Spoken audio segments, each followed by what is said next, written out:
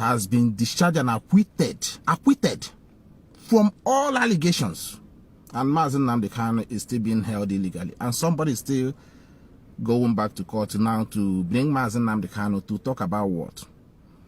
So, and the IPOB leadership have come out both on press release and other, means of communication, have let the world know that we have lost trust in Nigerian court, and Mazi Nnamdi Kanu need no more trial unless Nigerian state obeys the court order the Supreme Court have actually, issued out, and also the federal court have also issued out. So Mike Ozekeme was there, who is the senior advocate according to them, and also Barry Sejofo was there. All have won this case, and somebody who has no hierarchy in the Nigerian Bars Association now want to be the one that will go and mess Mazi Nnamdi Kanu up. These are the same people who said Mazi Nnamdi Kanu was in the mountain praying when we were looking for him. He has a prior knowledge that Mazi Nnamdi Kanu was in the hands of the enemy, but he came out to deceive the public. He came out to deceive the public. Over 17 million people. He was writing on social media that Mazi Nnamdi Kanu went to the mountain to receive tablets. He has no shame. He has no shame. He's supposed not to be coming out in the public to be talking and looking for attention from Biafrans. After you have lied to them, 2021, you were tweeting all over the place, writing up that Mazi Nnamdi Kanu went to the mountain to receive tablets for 40 days and 40 nights. When you know that Mazi Nnamdi Kanu is in the hands of the enemy, you come out now to talk about his defense. You want to bring him back to court now because he's still alive. Had it been that he didn't make it in Kenya, you wouldn't have been, nobody will know, probably you will be hiding by now. Nobody even know that you participated. Deceiving Biafran, millions of Biafrans. You would have not, you won't try that nonsense in America where you came from. You cannot, even ordinary citizens, when you're filling a form, they will say that you will not, all this information you're giving out here, you agreed and signed that it's not a misleading information. You cannot lie to the public.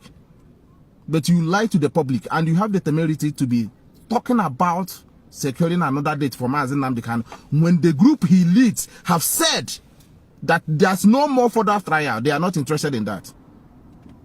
You want to go and nail Mazi Nnamdi Kanu because mission unu accomplish it. Unu cannot have that mission. But we are here. Unu cannot have that mission. Unu cannot have that mission. But you've been exposed. Biafrans knows now. So why am I saying this? These are part of the few things that I wanted to talk about today. They came to destroy. They came to destroy. And I'm going to take you down to that road now. How they plotted it. How they plotted it. I know Mazi Samuru have said a lot. And few of the head of the directorate have said a lot. Mazi Abanyam have said a lot. Officers have said a lot. But there is something that we overlooked during all this period of time. I know when these people these agents that are based in Finland, when they contracted them, I know they came, with a mission of destroying IPOB and the Mazi Nnamdi Kanu.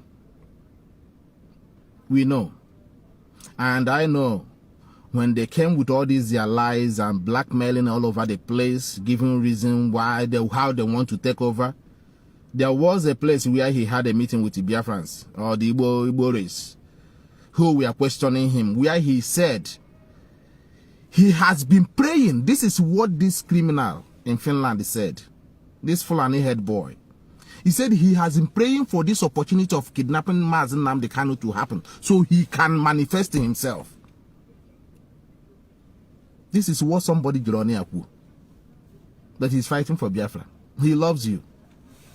Now, there is something that our people do not know, and that's from Ndi Igbo get in Abalia.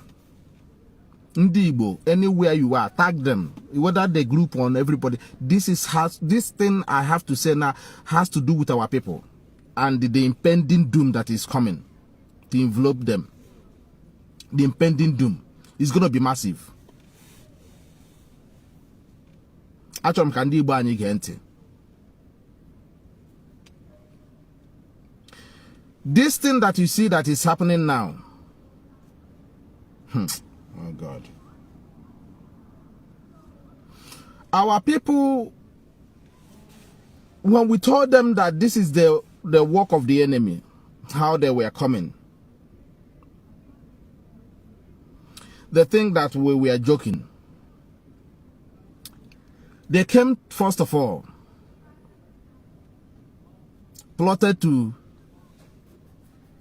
eradicate IPOB. They wanted to destroy IPOB. It was a heavy plot on Ndi Igbo. And unfortunately, Ndi Igbo, I the plot. Unfortunately. And this is why I want to make it very clear that Ndi Igbo got very Nkuchoku tonight. Nkuchoku, this is going to be another big broadcast or program that I've ever conducted. Actually, Kunu Gelanya now. Watch how enemy works. There is this ant that look like a bees. Or the kango. Maybe some of you who conversate with some of these names, you may know the name of this ant. It looks like a bees. He will go. It will go in the bee's net, and this ant that looks like a bees has the capacity of killing 1,000 bees within 2 minutes. 1,000 bees within 2 minutes, and the bees will not know that it's not one of them. The bees will not know that it's not one of them. It's an enemy, it's an intruder that came, that looks like their fellow bees. And in a space of 2-3 minutes, it will kill not less than 1,000 bees. It's a destroyer. It's an ant that destroys bees. When it invades bees' net or stronghold, in a space of time, it destroyed the bees. Yeah, enemy in a struggle like this is how they work. They will create what is look-alike. In fact, if you look at Israel history or Russian history, they will send a child. In fact, they will go to a country and give birth their own, since they look alike sometimes. They will go into a country, like America, they will give birth and they will start training that child in American system. Why that child will be agent to them when they grow up. This is something Israel does as well. They will go a place like Iran. They will raise a child, their own, full-blooded. That child will go to school of Arabic in Iran. He will go to school of everything. He will study there. He will speak the language. He will behave like them. Why that child is an informant growing up. And you will never know before you detect such thing.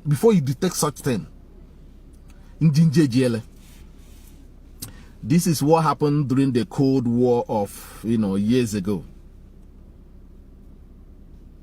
Do you understand me? In that case, this is where I'm going to. Ekberima. Ndi Igbo, I cannot believe in my life that Ndi Igbo will fall this low. I can't believe it. It's very hard to believe. It's very hard to believe that Ndi Igbo are not this clever, smart to know when there is intruder within the Igbo clan.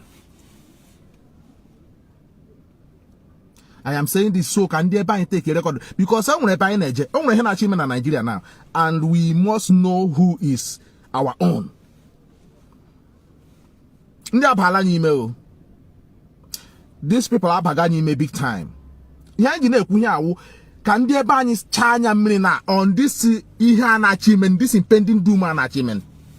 Can they buy Sanya Mini? I am going somewhere.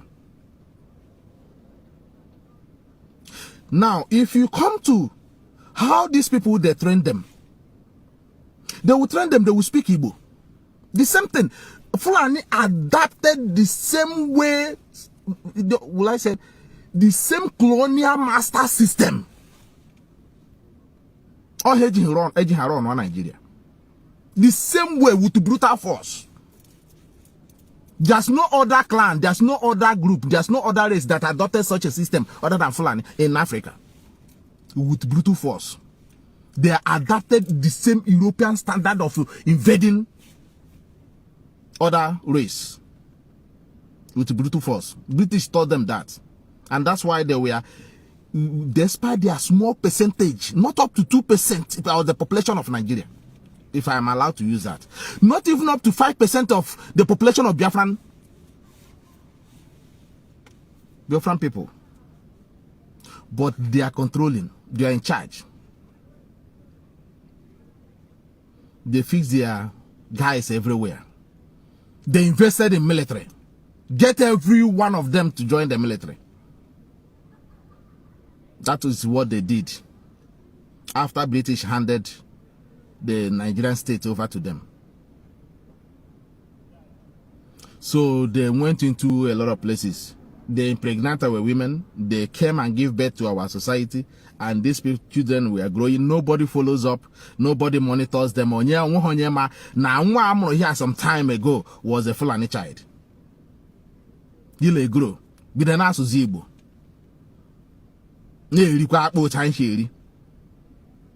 But on any information back home, they won't descend there. Maybe their parents. That is why Fulanis. Why is it that when it comes to the governor's election or this political appointment, the Fulani who knows the most hardened criminal of our people, or those who claim to be our people, they knows them. They will go and pick them for you. Those who have a very, just say, so when Mazi Nnamdi Kanu was saying that there will be a DNA test when Biafra comes, it's an organ. It's an organic. Why am I saying this? Ekberima came. Oh my God. Even in America, before you contest for any position, whether governorship or local, whatever, these people will check your history and know where you come from.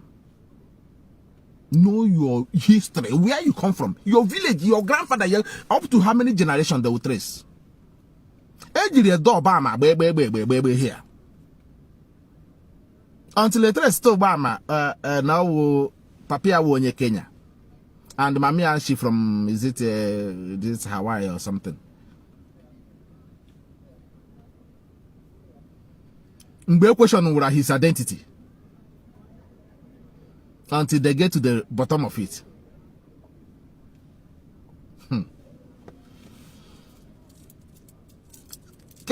Somebody will come out today and nobody will know where the person comes from.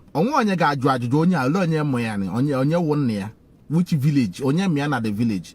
Did he grow here? How was he? How, what, who gave birth? Group, that. Nobody will ask. That child will grow and become a traditional ruler sometimes. They will take some important position in our community. Between and then when confusion all over the place in the community. Do you feel me? Do you get me? So these things are very, very important in IPOB. And this is where IPOB, you know, and its leadership nailed these criminals. Now, let me go this way. Ikem Bojuku, when he came out to defend Biafra land after the annihilation, after the massacring of our people in Nigeria, did you know where he, did you know the Awuna Amagebush? Did you not know where Ojukwu came from? Awuna Mahonye wo Papa Louis. Awuna Mahonye wo Papa Louis. Did you not know? Did you not know where he came from? Newi. Awuna Amage. Village here, community here. Did you not know? Huh? He came back. Did you not know where he came from? His village, his community, his father, his relatives, his wife and children.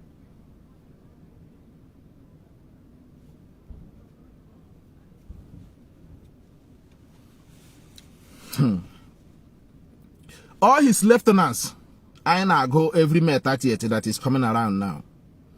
Don't you see where they come from? Their villages, their age mates. Don't you hear them? No bossy that came here in Europe and also went to Israel and visited Mazi and Kanu. Do you not hear where he come from? His age mate, his group. Huh? Now,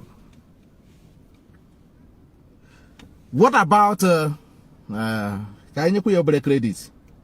What about Wazirike? I won't know Bush from Okwe in Okigwe. Do you not know his brothers and his sisters, his family, where he comes from?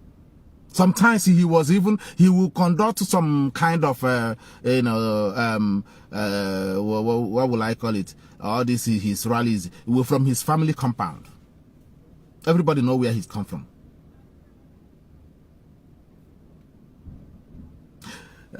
Philip Effion, did you not know where he come from? Did you not know his family and children?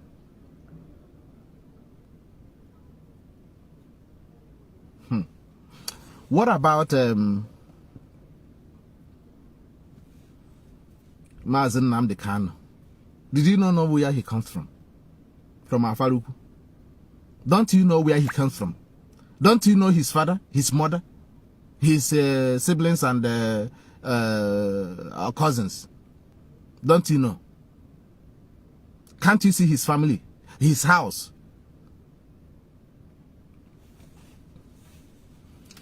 Now, Mazi Chike, the head of the retreat. Don't you know where he come from? From Ihioma. Don't you know? Don't you know where he come from? Mazi Osnabanyim. From Olu. Don't you know where he come from? I couldn't know because I am going somewhere. Actually, I'm build all this background now before me was here. The maintain him here. What about this brother, Mazi Nachi, from Ebonyi, a member of the US? Is this South? I think North American, rep. Don't he say where he comes from? Yeah? I am telling Ndibo now, watch out the leadership of IPOB. All these people, they have villages, they have their communities, they have families where they came from. They always mention them when they come on Radio Biafra. Even DJ Rezo, Uchemefo, will tell you where he came from, Abatete. Don't you know his family? Don't you know his brother? And his relatives? Uchemefo, the former deputy leader of IPOB. Omiomio from his Zetananze, former head of directorate. Don't you know where he come from? I'm mentioning this so you know where we're going. Now, this time, how sophisticated the enemy have planned themselves this time around. Do you feel me? Please, as you're coming in, share this video. It's very, very important. Share this program. It's very, very important. We are, like I said, we only come just to educate and inform our people.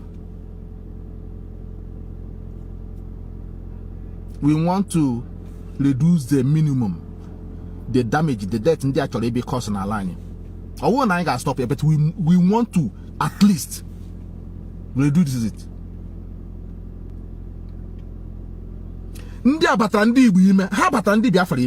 I am understand where I'm building. Hagra said the plan this time around. See that in 1967. 1967. In fact, Naha Mecha achieve. This time Hagra for diminishing return. Do you feel me? All the whole IPOB representatives, you know where they come from. When they come on Radio Biafra, they will tell you their villages, where they come from, their surname, everything.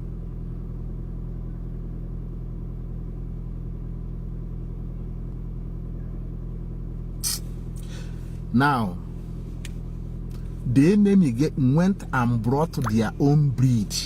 Their own breed. Their own breed. This guy has no village, he has no state, he don't know his father, he don't know his mother, whether he has a relative, his village, his community. Nobody can give an account who this guy is. Enemy installed him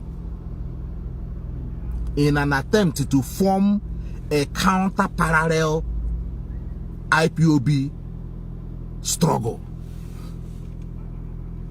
Do you know what this guy have done? He came because somehow he learned Igbo. And then I watch Igbo on theater sometimes. Or now Igbo. No Igbo son and daughter have ever stand up. Joe, this guy, where are you from? Which village? Who is your father?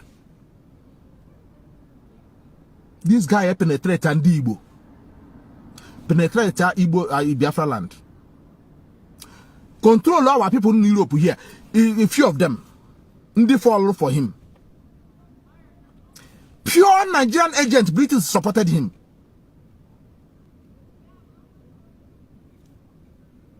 In Finland sent journalists of investigators, forensic. They came and investigated this guy. Confirmed he's a criminal. It was Nigerian state, Nigerian government that called Finnish government. Say, look, I couldn't know interest in and you know here. I couldn't know idea. So leave that guy no our agent for now. Pendi go happen go in here. This guy, Ogra school no. Olendi with schoolmate here. Which school? Elebe school Ogra na Nigeria no. Elebe Ogra na Ebonyi. Which school Ogra? I can tell you where my own school, my secondary school, Ebemgra secondary school. I can tell you everything about it. My primary school, everything I can tell you. This guy, Ole Bogra school. Where did he went to school? How enemy, planted agent in the midst for this Armageddon that is coming. Does anybody know? Bogra school. He came and claimed that he was a lawyer. Nobody knows. Anyway, he don't know that now. You attach Woody, the law, the wife or the Finnish woman on the man here with were lawyer. Come and attach his name to the law firm, the woman in a practice in Finland. I am telling you, Ndi Igbo get into Ofuma. I please invite all of them. Get into Ofuma. Kunu no hena. Iham na kunu get into Ofuma. Because it's only a foolish race who will allow this nonsense to happen. Put together IPOB aside. You need to know who is this man. Where did he come from? Does this guy have your interest?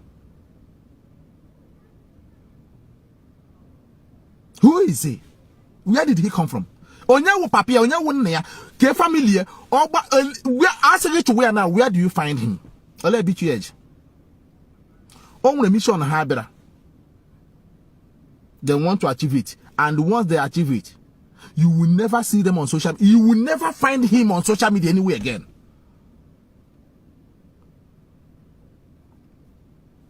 You will now this group some of them are hiding now. Do you notice now some of them are hiding? After the kidnapping of Mazi Nnamdi Kanu, they came with blackmail to destroy IPOB, to destroy the struggle, to destroy Biafra restoration. Because Nnamdi Bani the emotional, they could not go to the roots and send their delegates, go and find who this guy is. Where did he come from? Onya moya, onya umwafi Igbo. Can he do something for Ndi Igbo or Biafran people? Onye check, nobody check, and nobody checked anything.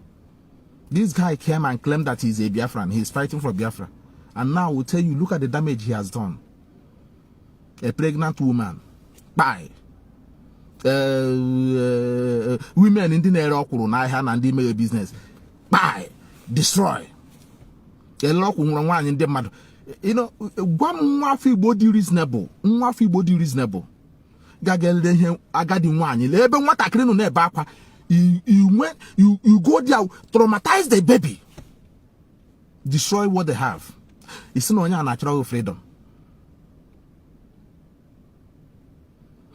Or like people or not illiterate or what you see the measure we are going to adopt a stringent this time around we will deal with you on your corner refer in America in somebody Gillian on a phone so with this time is it not the Igbo corner refer here to because you now hear the code do you people have left our ancient way of life. Join is here the modern world Christianity.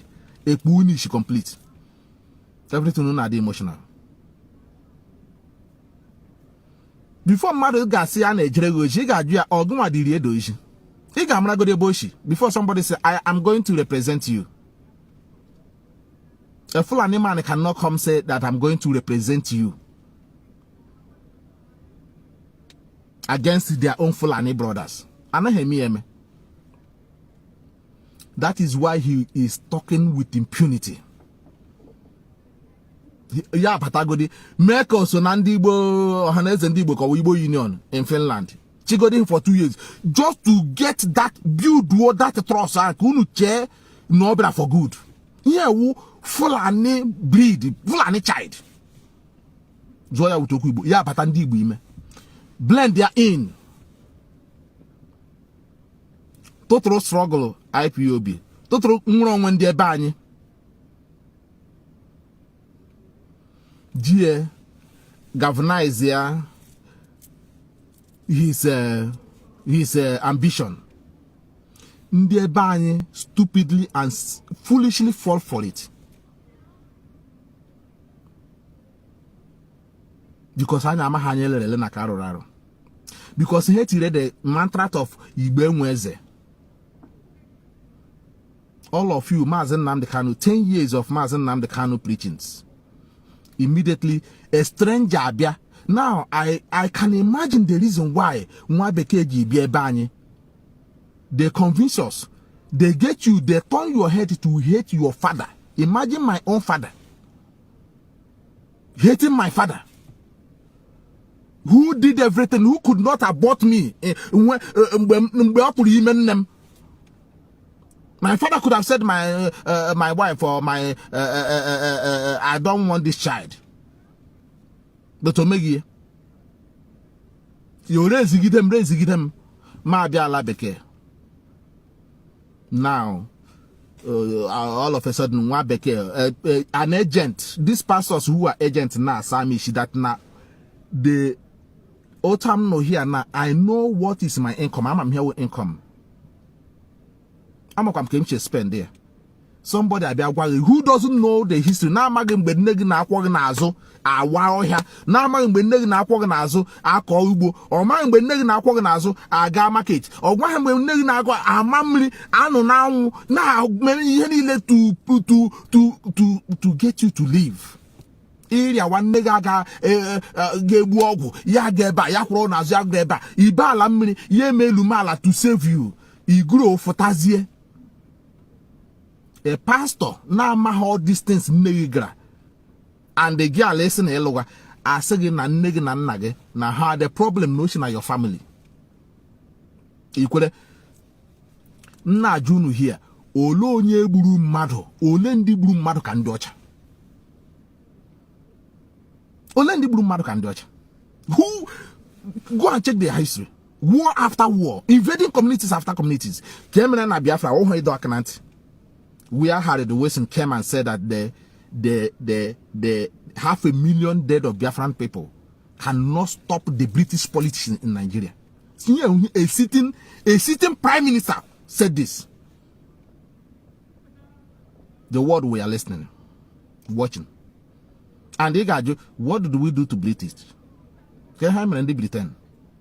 Their sitting prime minister uttered this kind of word. And then went ahead, murdered us 7.2 million. When I'm on evangelism here, because I evangelize everywhere, anywhere I am, I evangelize. When I told one white guy that I had the other day with me, what happened, he asked me, you know, they're always curious to know where you come from. And they asked me, where do they come? I said, I'm a Biafran. He said, Biafra. He couldn't figure out where that is. I explained to him and I asked him to Google it. And I said, this is what happens to us. The man, a grown-up man, start crying. So this is what happened to us. This is what British did to us. 7.2 million massacred. And the British Prime Minister, sitting Prime Minister, this Britain that is holding Mazi Nnamdi Kanu, I can't know Mazi Nnamdi Kanu today. A sitting Prime Minister came out and said that the 500,000 dead Biafrans will not stop their policy in Nigeria. And they went ahead and murdered us. 7.2 million. 9 million internal refugees. May 38 is coming. 9 million.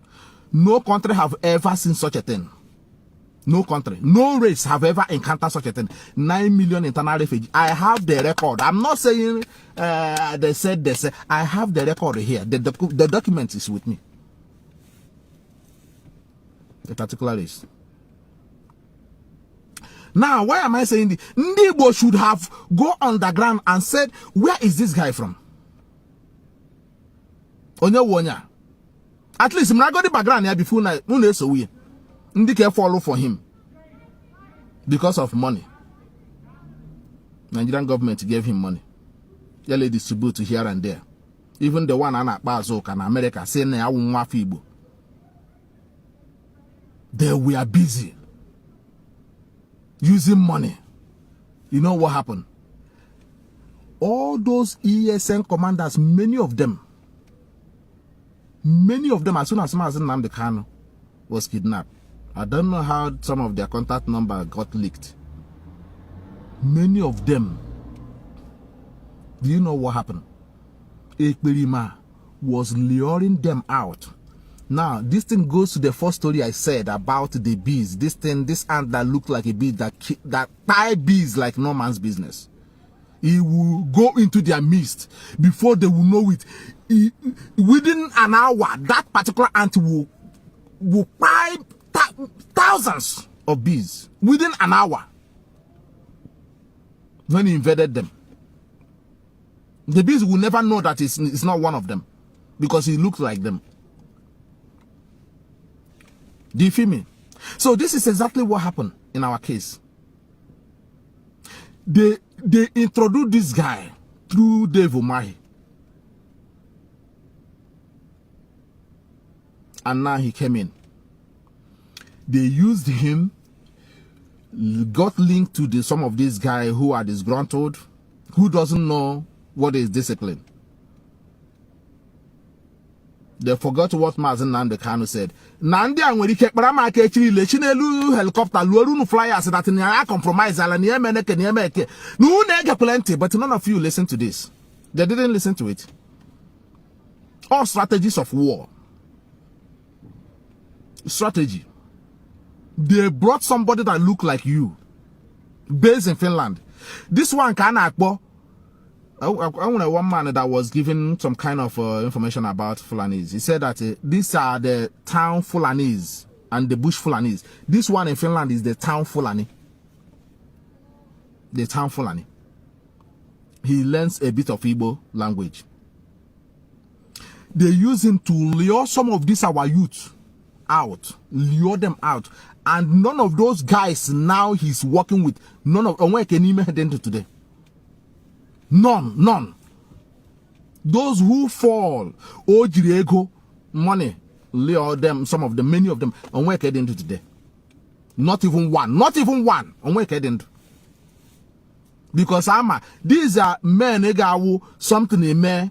These are the ones that would have go and confront. These are the real guys. Cause this guy lure out. Hancha where he get into today. Hancha. He lure them out. He will come. Now, if you're a military man, you know that you don't expose your strategy. Ekperima was busy coming on social media. Even, like I said, Israel threw the bomb in a hospital.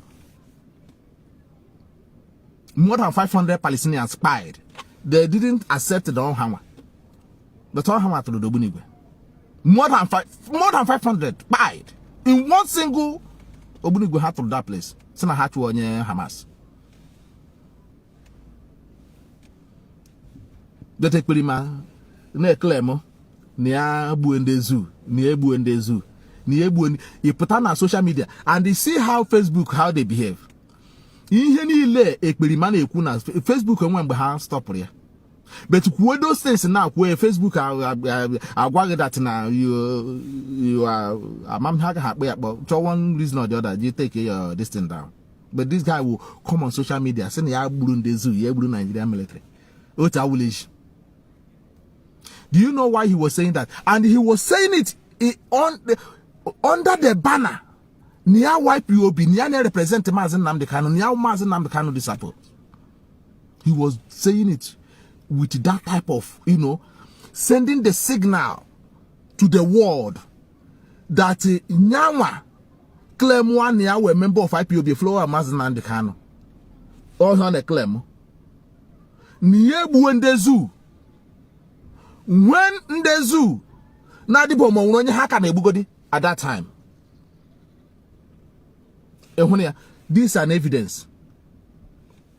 On Nigerian government as a strategy of war. Because I know I got now. Una idea. A strategy. Nigerian government are their newspapers. Now say this boy in Finland is spying our soldiers. This guy in Finland is spying. Any of them. No can bear witness. Now the soldiers are intact in their locations, in their roadblocks. Only one no can confirm that. Han channel in their road anywhere. Han. I am going somewhere. Now, once he said this, then the Nigerian, government and state will now use their medias. This one is disturbing us. They went even to the House of Assembly. And what is the evidence that their soldiers are being fired? And what evidence? ESN many how na hammer. How to Fulani cows? How go say the Fulani cows ever hammer be where they are destroying crops. And how that they are the one. It goes to what evidence. Internet now. Some of you are falling for it. And then use a create enemy against IPOB and Ndibo. And then now draw sympathies against IPOB and Ndibo Some of you kwesịrị ịjụ, who is this guy? Onye ka ọ na-egburu ndị a o claim ọ na-egbu? Onye ka ọ na-egburu ya? Akwa n'isi gị. O claim ọ. Immediately, ya si form government in exile. Ozugbo. He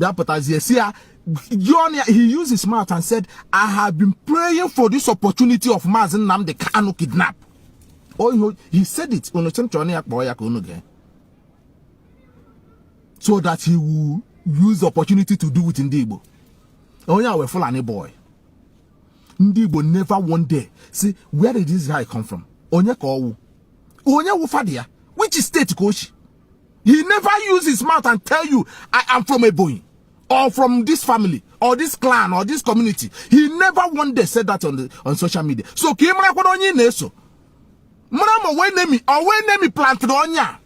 enemy against our people.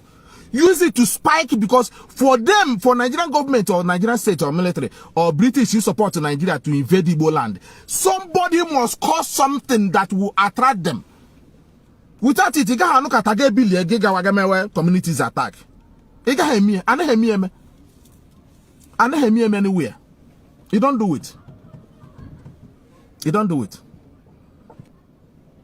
Ekperima was busy doing this. And now, he did it. Once he did it, go to Olo now. Join the buying on Olo. I want one guy one Olo here. Man, look here the other day.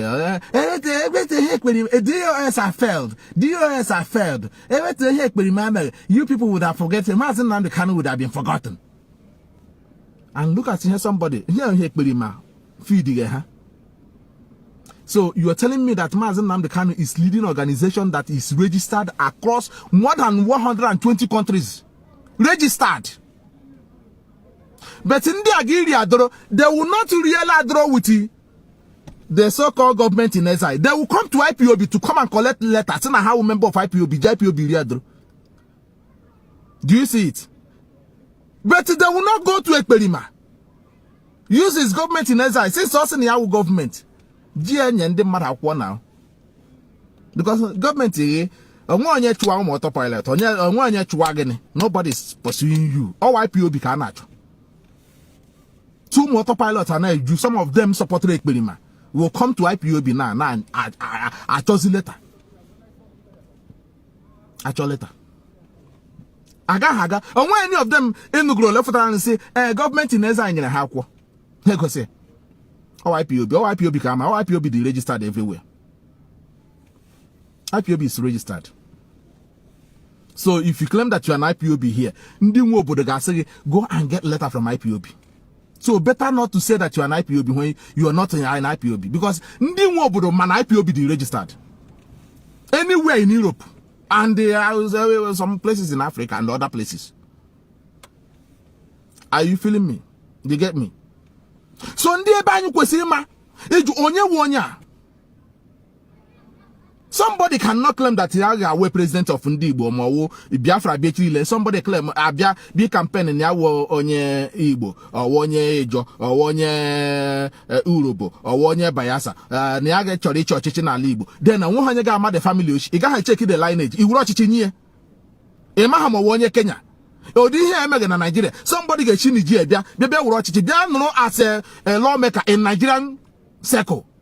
Somebody from nobody knows where, nobody invented where this guy came from. They will come and become a lawmaker, dishing out crazy, and now Zuego Nigeria. Akwa here Nigeria, akwa go ke Zuego Nigeria ke ebure. Nigeria liberate your head today. Oh, we go blue from Nigeria. As soon as after this guy, India and battle everywhere. To France, almighty France. Go and check population of Niger Republic. I think less than 20 million. Go and check. That beat France hands down. And look at almighty Zoological Republic with the population. And come to Biafra land. Our population is closely not less than. We are closely 100 million. But we cannot even lift a finger. It's very important you support Mazi Nnamdi Kanu. Support IPOB. This is where I'm going. These people who are in the leadership of IPOB now pilot to the affairs of IPOB and Biafran people. You know their names. You know their community. You know where they come from. They tell you, where is Ekperima from? Where? Konya wu papia. Who is the mother? Onya my family. Onya sina this. Has this guy ever told you where he came from? Why are you falling for him? Why? Ola Alibo. He created a vacuum. Go to Olo. Everywhere in Alibo now, Adigo militarize. Because in their man ha better dog. So for them to to win this war, ha better do now, which will not allow. They must create a vacuum. I create displaced people. We can plant their own nature for that moment, which is very close to the corner now. All here as soon as they kidnap Mazi Nnamdi Kanu, they create vacuums, some places, social communities in Alibo.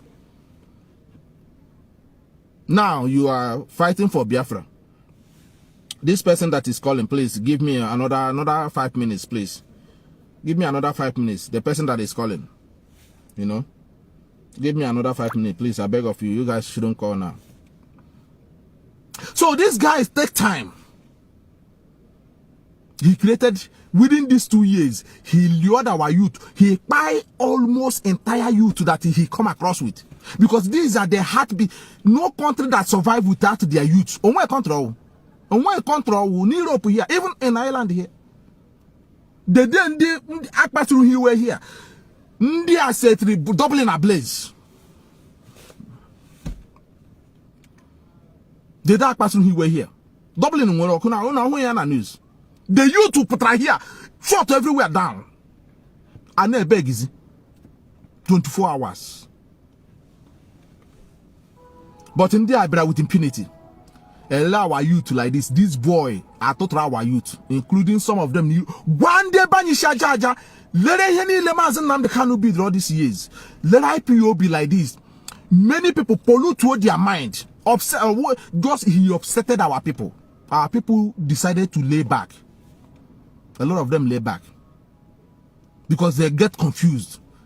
Instead of them to query and question, where is who is this boy? Because that would have been what would have saved them from the mess this guy did.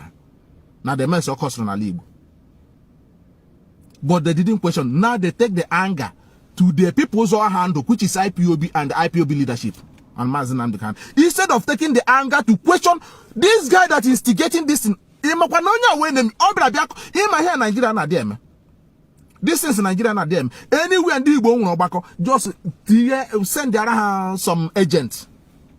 That one will come there and divide the. That is how they've been punishing in the deal in the since after the war.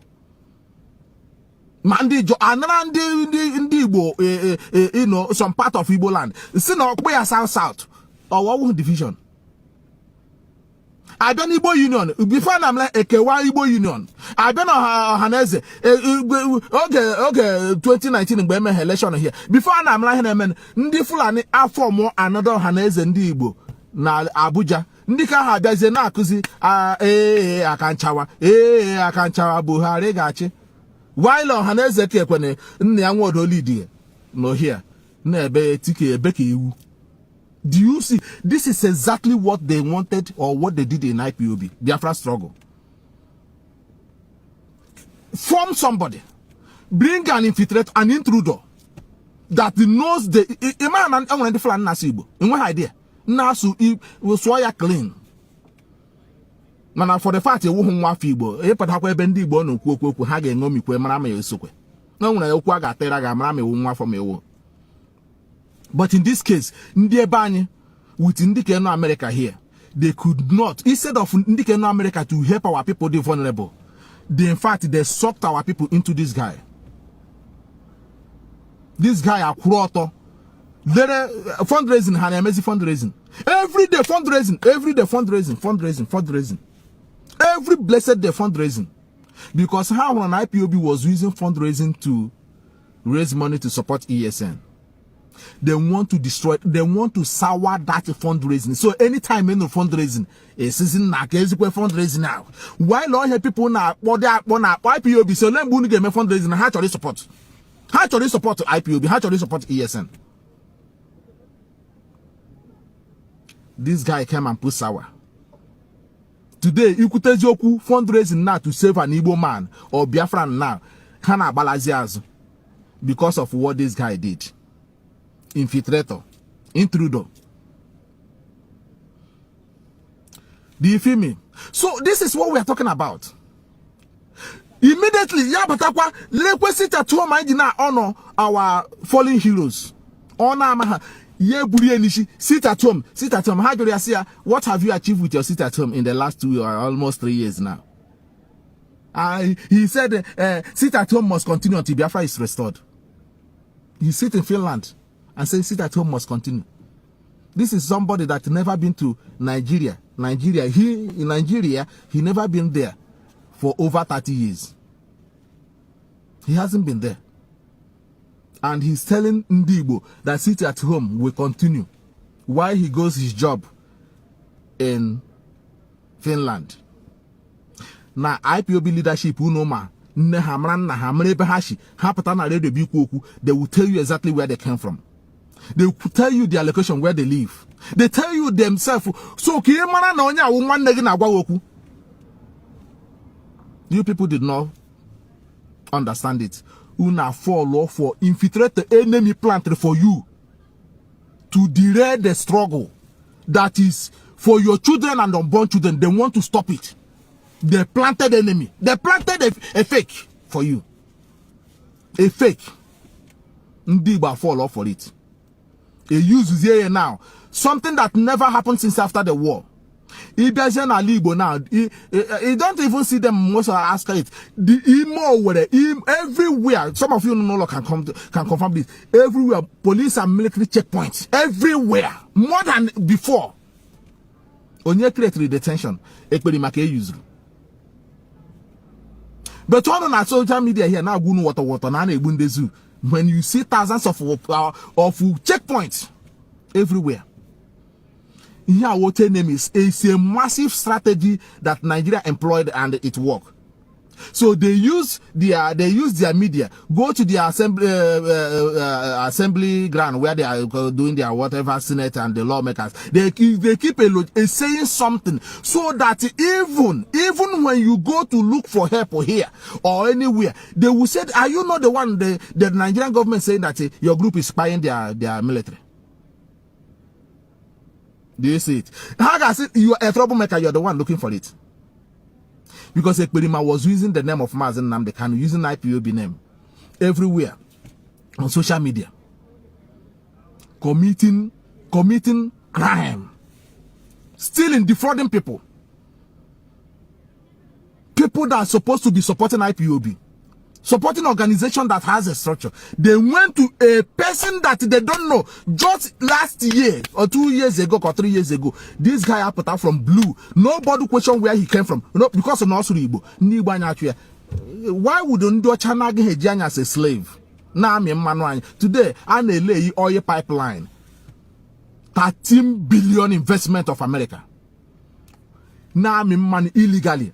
I couldn't shell up go. Shell up go because I complete will go the oil pipeline. I need him on Nigeria now is the man. Hi, Chineke, my God. Hi. He needs him on Nigeria now is the man. Because how complete will go the pipe. How complete will so they have to exit. She's outside now around is the man. Now is the man on Biafra land. 13 billion America spend for Europe to steal oil from Biafra land without consulting with you, without reaching out to you, without knowing your suffering. They don't care. They have killed the Naira now. Akpa go Naira. Who here now? Now, nearby should wake up to understand that IPOB is the last line of defense. Now, some of you that know so how the busy name attack IPOB, name attack the leadership when you know that they have kidnapped Mazi Nnamdi Kanu from his organization.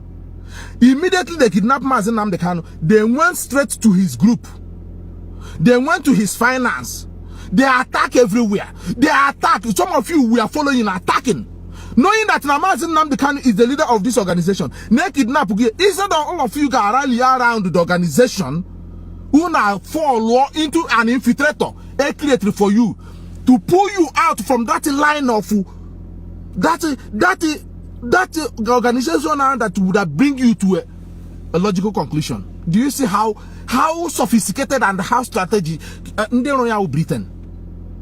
So remove Mazi Nnamdi Kanu, take his members, push it to this guy. This guy will buy all of them and give them a bad name before the world, and then that will be the end. Struggle will end. Now there's a proper invasion. Oh yeah, about the leadership will be all invasion culture even Alibo now. Imagine no nice IPOB here. Ndibo come na here. Our Biafrans in Ali both in the Kanu and all of them are in the coast. Listen very carefully. If IPOB leadership, as they kidnap Mazi Nnamdi Kanu, if they have managed to destroy IPOB and its leadership, or not separating IPOB and its leadership from the activities of Ekperima. Now look at the precipice of Nigeria today. They would have blamed you of what is happening in Nigeria. They would have used Ekperima insecurity and attack to rubbish IPOB, rubbish Ndibo, then destroy the struggle. There's a proper invasion now because the cashless naira that is about the touch camera survive what the cashless was not existing in Lagos, in Yoruba land, in Ugwausa, or in the north. The only where the cashless was existing was in the east. People could not transact. There was no cash for them to do their business for almost 3 months. Una survive warrior Mazi Nnamdi Kanu, a cashless point. No money, no. I got the one you know, let go as why. I now rot to know like no man's business. Una survive warrior. Una what that president here. Gia Munu Maramaka come more the tension of IPOB and the kidnapping of Mazi Nnamdi Kanu to stop the awareness. Before I'm lying, amen.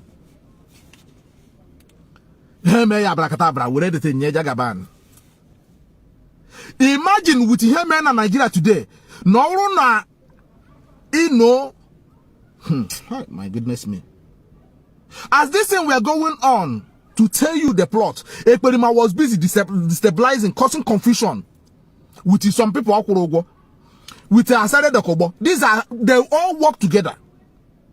They were busy destabilizing Imo State. With the heartland of the whole Biafra land.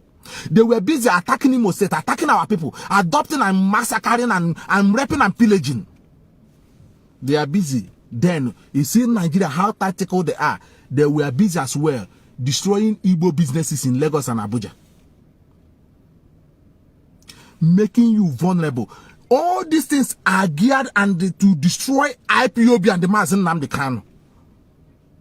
Because they know that Naira and Nigeria is going to, is going to fall into the hell of abyss. But actually, he Ndibo. Ka who the reason I get you one Ndibo for good. I can't now proper Ndiabedo for no Dihage Bunalibo. I got Ntinuanegasuru, and then the West I get the news. That's the thing Unuga got a good. Or more you get the news. Emran and the West, my Hakahano Nahenemenolo. British Akahane. Or when any single one of them gave the news. I got a beer. And when I got a picture of that, he told the picture on social media, her block wire. I actually email. They want to actually email Igbo here in a way Emecha here. There will be no Igbo race again. Completely destruction of Igbo race. Actually email. Biafran race. I actually email. But because IPOB was there, IPOB, the only thing saving Ndibo today, IPOB. The reason why I'm calling on the IPOB and the Bonile, my Biafrans in the Kanonejo, Mandikana Costa region, all of you, the best in the game now, now, go and find IPOB leadership. All of you every month. Akwachike, the head of the directorate, but here last year or a year and a half ago. Who knew that Nigerian money is going to go turn to tissue paper? No get change the who knew deje save for you adding a my hammer for future.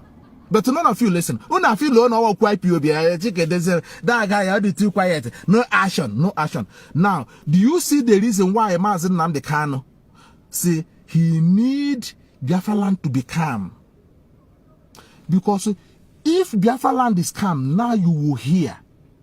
You will see clear. When you are in the same token, when you Mazi Nnamdi Kanu in the same token, see that no you can never see clear. So you need to calm down. But the was Mazi where Nigeria is coming. All you know who's in Nigeria Gazina, on your one who's here now. No one has na water na granolo, but in my head granolo, the honor name, you will never see Nigeria disintegrating now. And they are naira. And they blame and they moon engage because the target with the whole entire East. Do you understand what we are saying? That is the reason why Ndi Bogeji Mana now the only organization they need support will IPOB. And the Mazi Nnamdi Kanu will say that the time is coming when IPOB will shut its doors. You will say and you say go and defend yourself. Will you defend your money? It is time for Ndi now that it's only IPOB led by Mazi Nnamdi Kanu. IPOB meant well for our people. IPOB meant good for our people. IPOB meant to protect our land, not to cause chaos. Look at Nigeria now without firing a shot. Let Nigeria know now. They are calling you because all this trap the IPOB managed guide and they how work was safely. Pass it. All these things trap on ile market but my brother water and I everyone why guiding there by how work or you know they escaped it somehow. Now they have come with another plot. Nnamdi Igbo no pota they join the protest so can target you. Because all the plot are from KG destroy Igbo. They are looking for another tribe. So no put out for protest. Say, what about ESAS? What happened with ESAS? Blame Ndibo make. So Ndibo now should understand now. There's nothing like Igbo was now. It is IP. All they destroy the IPOB. Here now, Odiosa na Chundibo now. Na here nile na Nigeria now. You will not have no Onyega actually all na in the Fulani Dokra, the Yoruba Dokra. So Onyega was in the Amazon organized East. Which organization our Hanes and Dibo? Which other organization would have organizing our youth and the East with the state Nigeria is going now? So in this organization, even countries, if they want to come and help you, some of them I meet go. They said which is NGO unune use the NGO is IPOB. You see, the countries are asking which NGO. So if they want to help you, they said which NGO are we coming? We are coming with. Only NGO I get naka. Do you see the position of IPOB leadership? Do you see now how IPOB leadership are working to guide our people? So without the East, and I'm talking to Biafrans and the Igbos and the Biafrans in general, without any organization like IPOB, the transparent, they connected to government outside the world, everywhere. If anything happen in Nigeria today, And that is why Nigeria state is specialized and focus in destroying IPOB and Mazi Nnamdi Kanu. Destroy this organization. That is the only thing that is holding. Once you destroy this organization, and nobody will talk. Nobody will talk. Now. No single soul will talk. In fact, I got converted Alibo to Islamic State.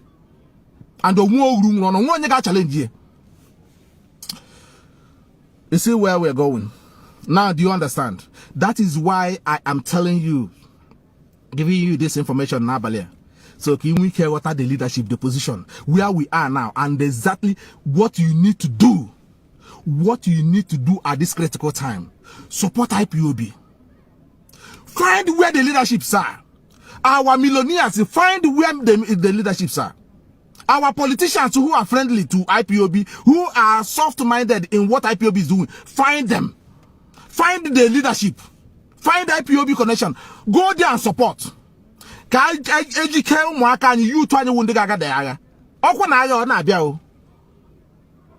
This war is coming.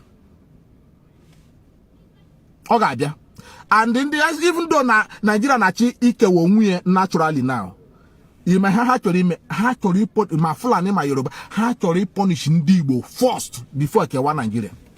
I had to remain. Actually punish Ndibo. And I blame no one caused the problem. And here's the no how we're watching. From Jonathan over 200, naira was 150 per dollar, to now to almost 2,000. From the time he removed Ronyibo. Let me pick up this call. This person keep calling. Let me pick up and see what he has to say. Please tell us your name and where you're calling from, please. You've been calling. My brother. Thank you very much. Good evening.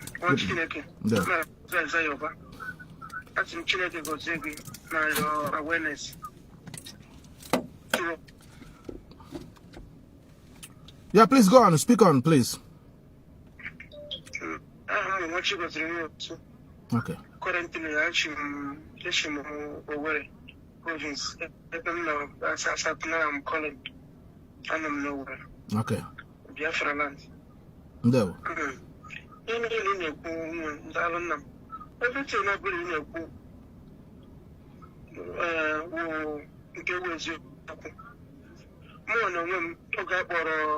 our director when he was renditioned. So I was listening to before I got our director itself. I program this guy because Shigako Opera School back days in Enugu, or the little young man. Okay. People from the border of Nigeria to Kanu, one them, Hanasugi, but she for Lora, Mahawundibo, Chabagacho, for instance, come in. So no one need or bigger than war in Again, what they did not sweep. What was it using? Only an sweep. Oh, Wafibo. Oh, also, Nahan, or Wafo. Maka, Wafo, Ibobola. The Ganam Shirabum, Semna, and Hedge, Dama, Wafibo, Namuki, Rokan Hedjama, Wafibo, Namani. So, on that note,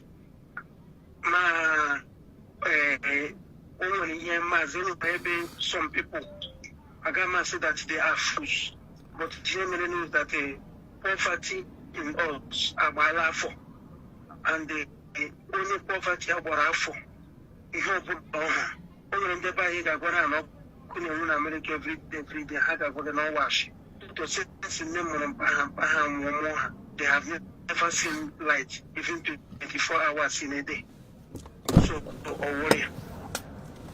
Now, I don't know this particular one, I may elaborate. After the issue, some people now go back or Mazi say, on a changing narration to Yaneme, that the people must follow him. People will listen to him. Yes, Mazi Kurokwa. But I want to change the Teramonage and Wagameda Diotode. I believe from only Hoka Ariike in future because I believe from Nachinegitero Ma, the Mecha, the Todd, Wa, Iotala. Or I'm not in a change. If in direct on what I'm many to make a Tarasin actually change, no, you know, so Naku way. And I thank God for the director. One good thing, since I met the director, since Nnamdi Kanu, since my career, my brother, only life changed me mental. My life changed. Mazi, summarize there, please. A lot of people are calling. Just summarize, please. I know you're calling from Biafra line. Just summarize there. Now, some people if in no go to Malaga. But you need to answer from somebody. Can't go to Mazi to where I did. Or Selagena, Biafra Gaben 2024. Or Selagena Gaben 2022. But you people desperate. That again, they are not for genuine spirit. How they procrastinate a lot of things. Biafra Gaben 2023. As well as walk. As well as Kozo. Okay, in Bitcoin account. You see, even the level this program. You see the level of Magra. I'll tell them now, I will make it and I tell them, my problem again, let our director come out. I better not to Canadian Avan.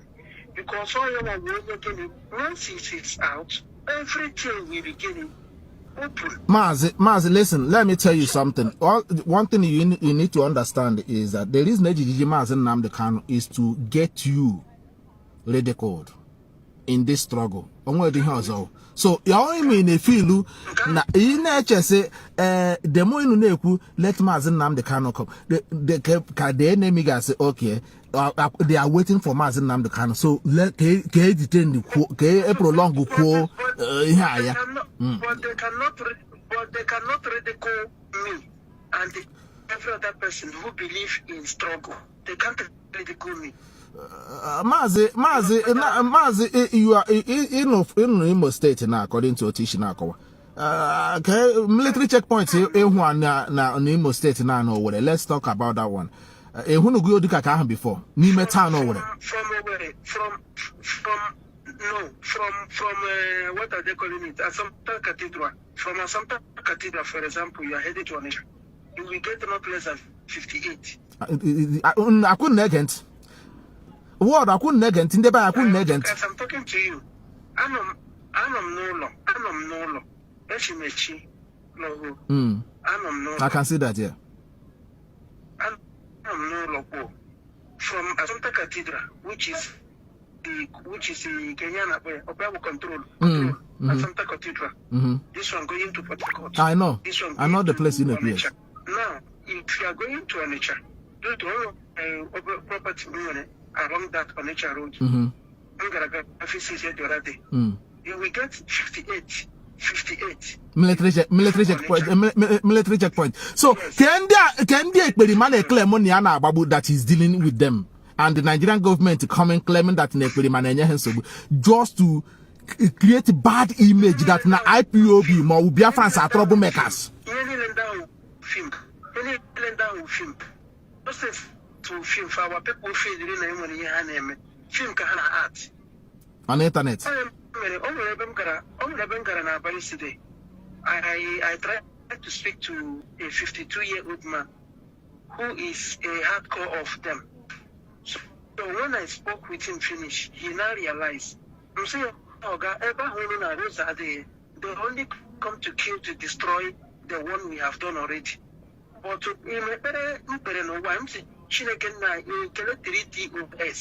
that they did not slumber. Somebody radio. The radio was their target. Yes. How succeeded? That would have been the end now. One broadcast I get made that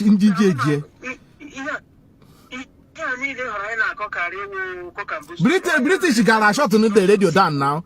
British gotta say, oh, it can't be from here to do this kind of thing and create the cause this. I shut the radio down because what actually mean? Because the thing with the content. Yes. Yes. When you are not following the content, it will automatically shut down. Exactly. Okay, so he got on a radio Biafra no. So he got on a radio Biafra now say he Burundi Nigerian military. He Buruke, he Bukweke, he Buke. No nyeti shi go babu roji. He na no na radio. Na eku such a thing with him. He on Facebook and when ha those broadcasts in Apata. But it will not IPOB now or something like that. Take you go your page down immediately or your account down. So to go there suspend the area as possible. My account have been shut down for like 7 times. Ordinary here already. Mazi. But to just give him all these things and showcase. Give him a shot to Gahadan. To tell you that again, it's an arranged planned work. Every in a way, even our people, our brain, our brain, it should be correct our brain. Our brain has to go too down that you can tell somebody anyhow. Mazi, thank you so much. As I'm talking to you, well, let me tell you the truth. Please give me some minutes. Please, let me not tell you. Do you know that since I come back, I am from Okebo province. Since I come back from abroad, I have been nowhere. Do you know that I have not traveled to my village, Okebo? Oh, these are one of the villages in the Aran Sacre. In the military news now, take you over the place. Ne chasing bomb like when it's thing now. Back here, secure going here, Hagadoan, Fulani is a Bupatas in Guagakehana.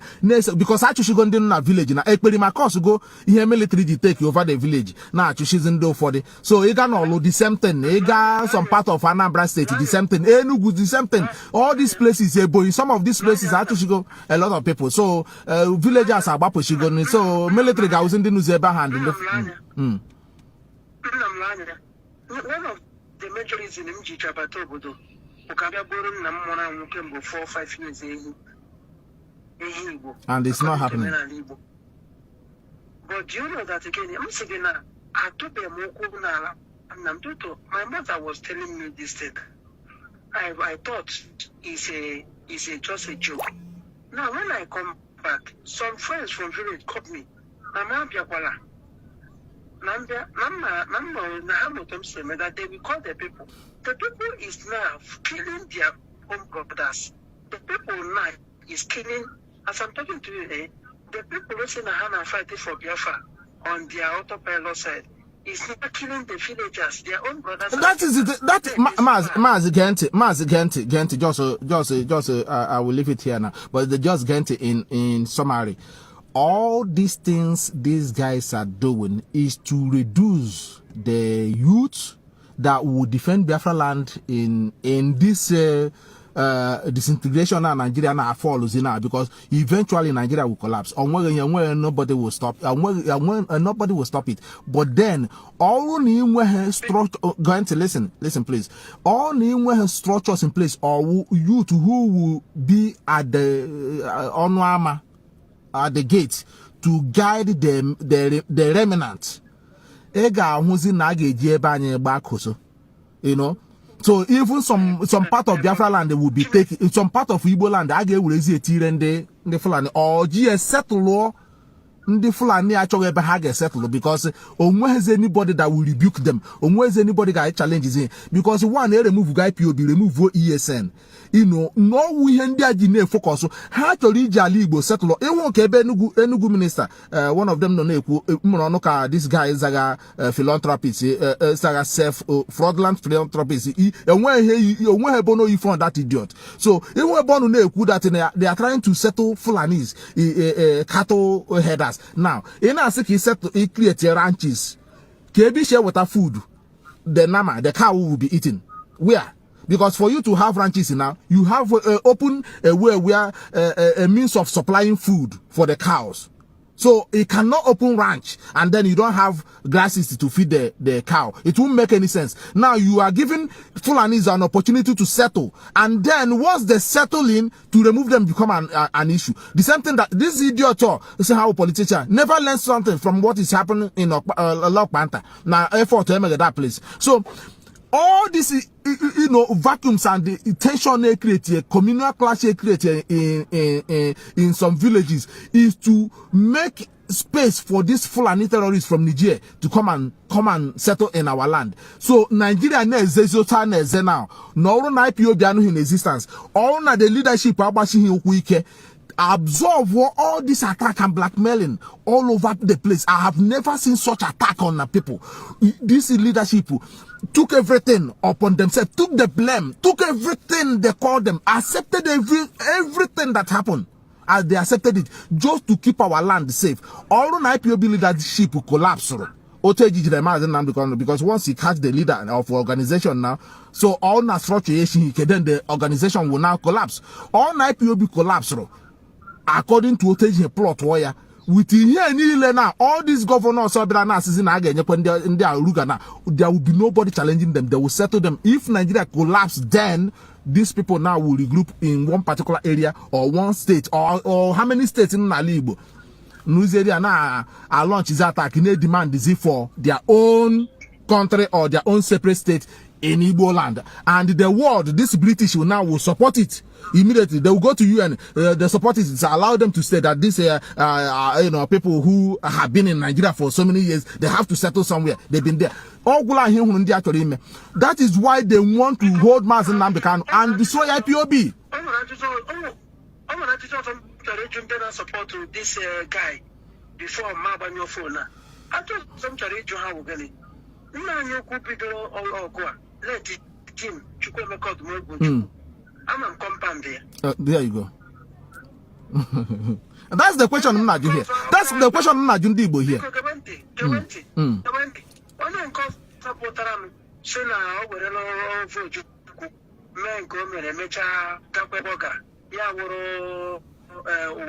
At least. I'm compound there no way. I'm at least I'm compound there no way. Mazi Nnamdi Kanu. Okay. Some of the directors of the DOS, I'm at the various compounds.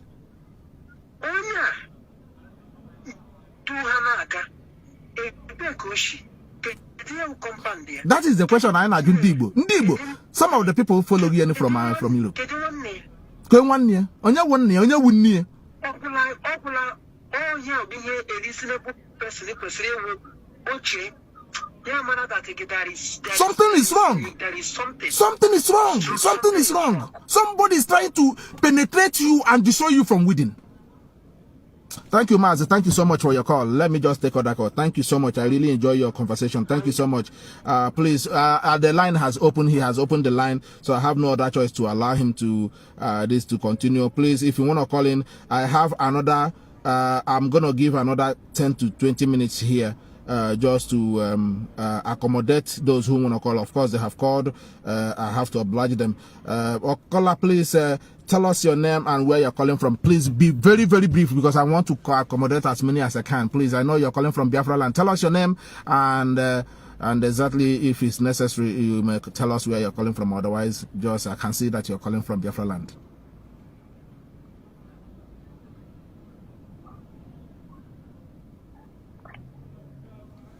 Can you speak? Of course. Go ahead.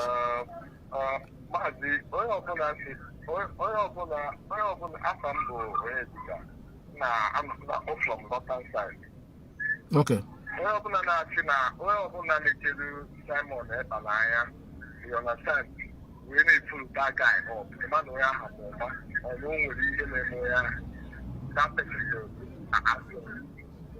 That person is from one level and he cannot think.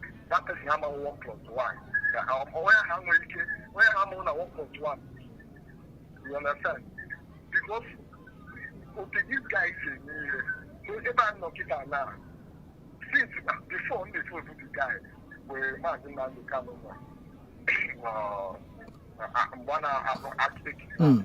They want him to mention the name. They want him to mention that guy's name so that after they kidnap, they will use him and replace him. That is why they push Mazi Nnamdi Kanu so hard to mention the name, so it will ring bell that Mazi Nnamdi Kanu said that you should listen to him.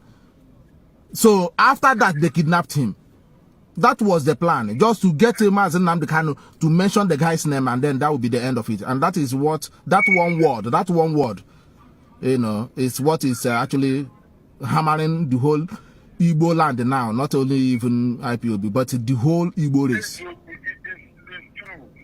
Mazi. You know, some of our people have that say that this guy Abu real. In fact, you will be seen in our book that is inside our people. Like I don't know, I don't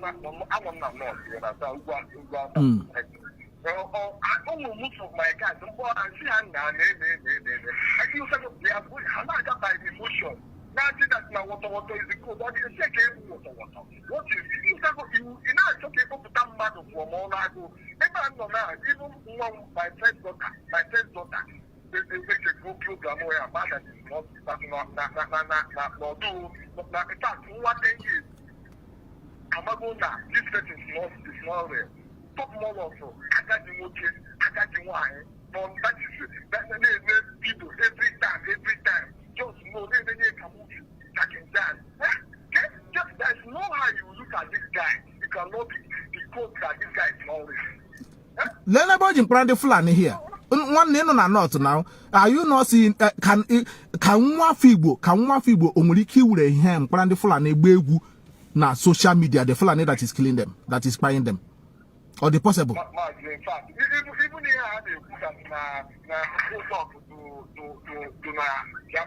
Biafra. I want to even when police are not one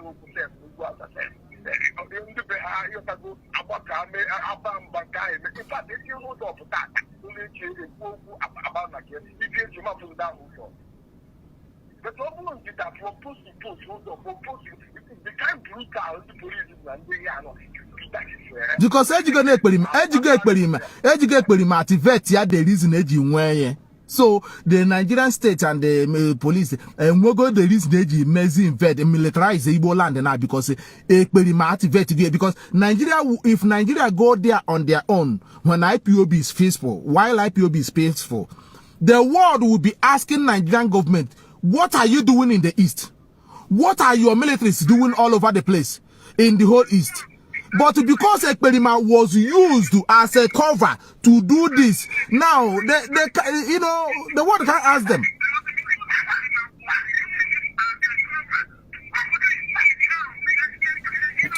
All right, Mazi. Thank you very much for your call. Thank you so much. That's our brother from the next person can call, please. I have another 10 minutes here. You know, this is the way. It's very, very sad. This is very, very sad, you know. So if you want to call in, just call in. A few of you were calling when I was broadcasting, when I was still talking. Please call back. Of course, this person have called. Let's hear what he has to say. Caller, please tell us your name and where you're calling from. You look like local person here. Just tell us. You look like coming from local. Unusual. I see Cork, Mazi, Oh, the Mandalo. From Cork here, local. For those who don't know where Cork is, for the interest of those who are listening, I'm calling from Cork, Republic of Ireland, and Mazi, the host, is in Republic of Ireland as well. So I'm a local. I'm a party. So, look, Mazi Oba, thank you for your good work and trying to open the eyes of our people. But what I can say concerning Simon Eba is, look, anybody who is following Simon, they are doing that on purpose. I want you to do some investigation by yourself or the listeners. When he's doing all this, his bravado on social media, or when people are attacking you, those who are causing and attacking you, when you finish, you click on their profile and see there's nothing about Biafra. That is true. That is true. There's nothing. Go to their profile. You don't see anything. I can give you now like 20 names, but it's not necessary. Of head. Keep writing them down. Then after, go on Facebook, search these names. These are people who are coming online, attacking IPOB leadership, attacking China Sangolo, attacking all our media warriors when they are doing program like you. And no, you cannot see any single poll at these people. So my point is, I think it's about time we stop worrying less about Simon. But the only thing is like what you said, they are using him to lure the military in our land, to decimate our land, to fight the war in our land.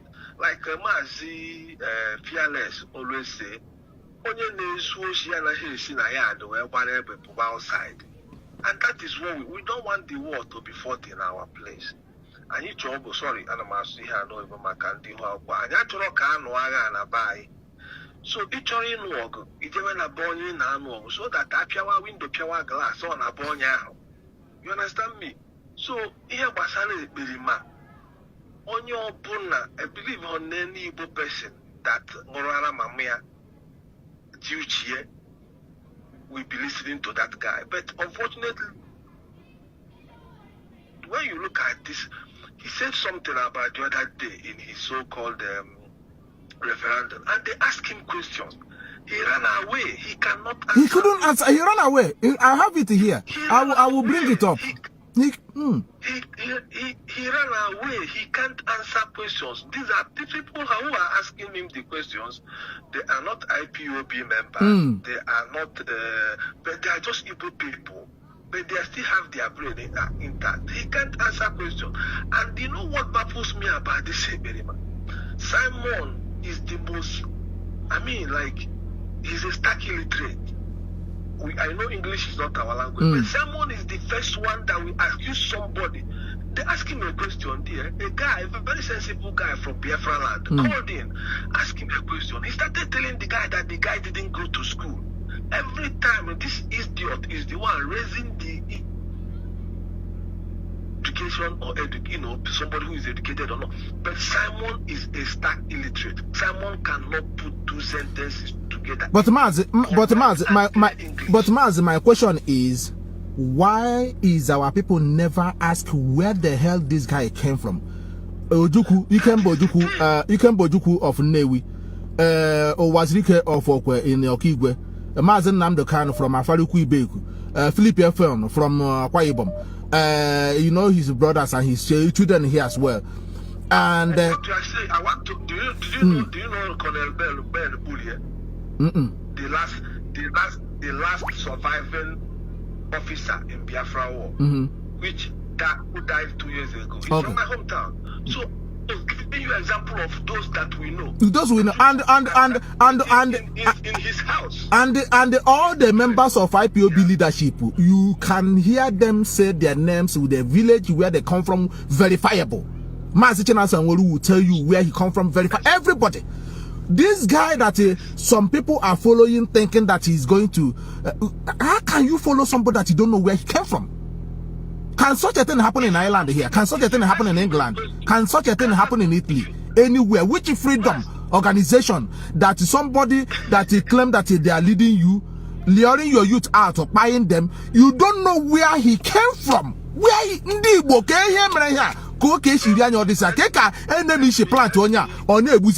like this? Let me give you a typical example. So me and you know, we know the two names I want to mention now. Like, you know where Jerry Adams come from, right? Yes. You know Michael McDonald is left. Now you know where he comes from. Yes. You know Thomas McCutcheon, he's from Cork. And what? These are people who fought off the British from Ireland. You understand? So now we know where all these people came from. Then, if you ask Simon a question, there was one idiot, sorry to call him an idiot, but he was, because I've spoken to that guy in several occasions, knowing that I stopped listening to Eberima, let me be frank with you. I stopped listening to him August 2021, just 2 months after Mazi Nnamdi was kidnapped. I knew who he was. I don't want to mention what I read in school, but when you are talking, when you are walking, I know where you are heading to. I called him in his program. I said, you are not real. He blocked me. August 21, 2021 to be precise. It took me only 2 months to figure him out. You know who I am when Now, there was this guy in Italy called Critics News. This guy called and asked Simon a question after he was following Simon, carrying Simon propaganda up and down for many years, for almost 2 years. And one day he just asked Simon a question. Go and listen to that. Simon spent 18 minutes insulting this guy. 18 minutes. 18 minutes. Insulting. It's the same thing normal to this group of Igbo men, credible Igbo men that we are, logically engaging him. He just ramble all over the place, talking. Simon spent 18 minutes calling this guy illiterate. He must have said illiterate in that 18 minutes for more than 1,000 times. Believe you me, go and if you listen to that thing, you can't stop laughing. But it's very unfortunate because when that guy was following him, I told him, stop what you are doing. Simon is not real. I called his program. I warned him. Now, Simon came to that program. Just there we are. He just insulted. He ran away from the program. And they said to him, one of his bingo was in the program as well. You indict yourself. You declare self-referendum. Then after self-referendum, whether you pass or you fail, you will declare Biafra. It's like, sometimes, you just want to understand people who claim they are educated that are following this guy. Self-referendum. Let me tell you something that will shock you. Did you know that I made the research? Did you know that people who are following Ekperima are even elderly people, family men, people who have children? It might sound like I'm kidding, but I'm not. So you ask yourself, if somebody, a father, going to teach your child like you are now, you are listening to, this is a guy who talks from both sides of his mouth, because before I thought that, he's under anabolic steroids. Yes, yes, that's why he suffered stroke. Yeah, I think that one nearly take him out after he drank overdose of it. Yeah, so when he was doing all that time initial stage, I was right. I told him, I said, stop this bullshit because this thing has taken over your head. You are talking nonsense. So I thought that, when he stopped this anabolic steroid, because I thought it was part of the side effect catching up with him. But then this guy continued. And I said, look, Mazi, I don't even know where to start talking about Simon. But the thing is, what I'm trying to say is, our people should know when they are being deceived by agents, then bringing soldiers to come and decimate and massacre our people. So coming at the part of Simon, I've put him in the bin since August 21, 2021. That was the last day I listened to anything about him, because that was when I figured him out. Mazi, thank you very much. Mazi, thank you so much. I really appreciate that. Thank you. Let me take this call. Please, caller, tell us your name and where you're calling from, please. I know the phone is ringing off the hook here. I couldn't even, get the guy off the phone because he's making a lot of sense. I don't cut people off when they are making a lot of sense. So I allow them to vent. He has said a lot of things there. And please tell us your name and where you're calling from. Be very, very brief so I can take a few more calls. And I need to go. Thank you. Tell us your name, caller. Okay, I'm Chisom Ajurichubu Ejikeme. Thank you very much.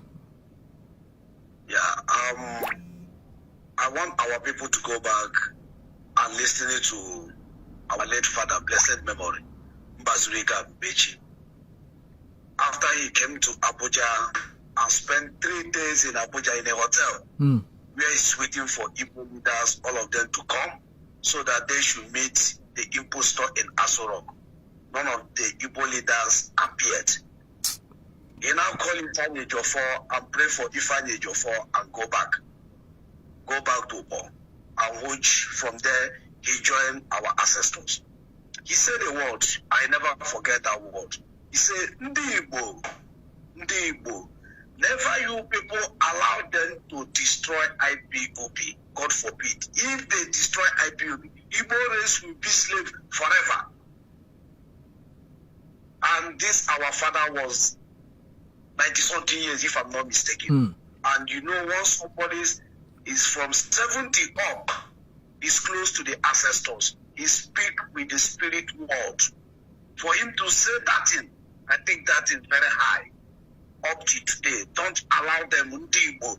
He didn't even call, he said Ndi Igbo. He didn't even say IPOB family members. He said Ndi Igbo, don't allow them. It was in newspaper and everywhere to defeat IPOB. If they did, God forbid, Igbo race will be slave forever. I hold that word very strong. Very, very strong. And one thing again I want to put.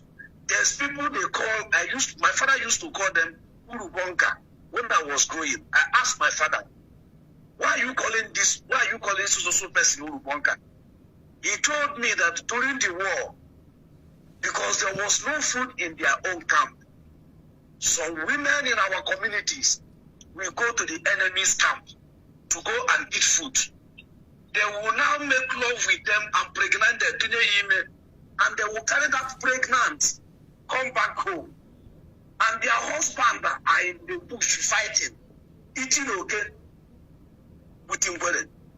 The husband may just come back and sleep with the wife and go. You will think that is the one that pregnant. If the man is not wise enough, he will think that is the one that pregnant. But being the men of our community know what is going on, they will call that child Urubonka. And when we were growing with that child, our theology with his own ideology are never be the same. You see, and as he now explained this to me, that he's a Fulani boy, he's a different person from me. So I should not take him serious. So he was China this struggle, there were a lot of Urubonka. The woman will now come out and say, yeah, Urubonka and I was Urubonka. Corn meal. We eat corn meal then. No way, corn meal. By then you will not see that corn meal in the federal bank, but you will see the corn meal in our own side because that corn meal is from Gabon. They ration it.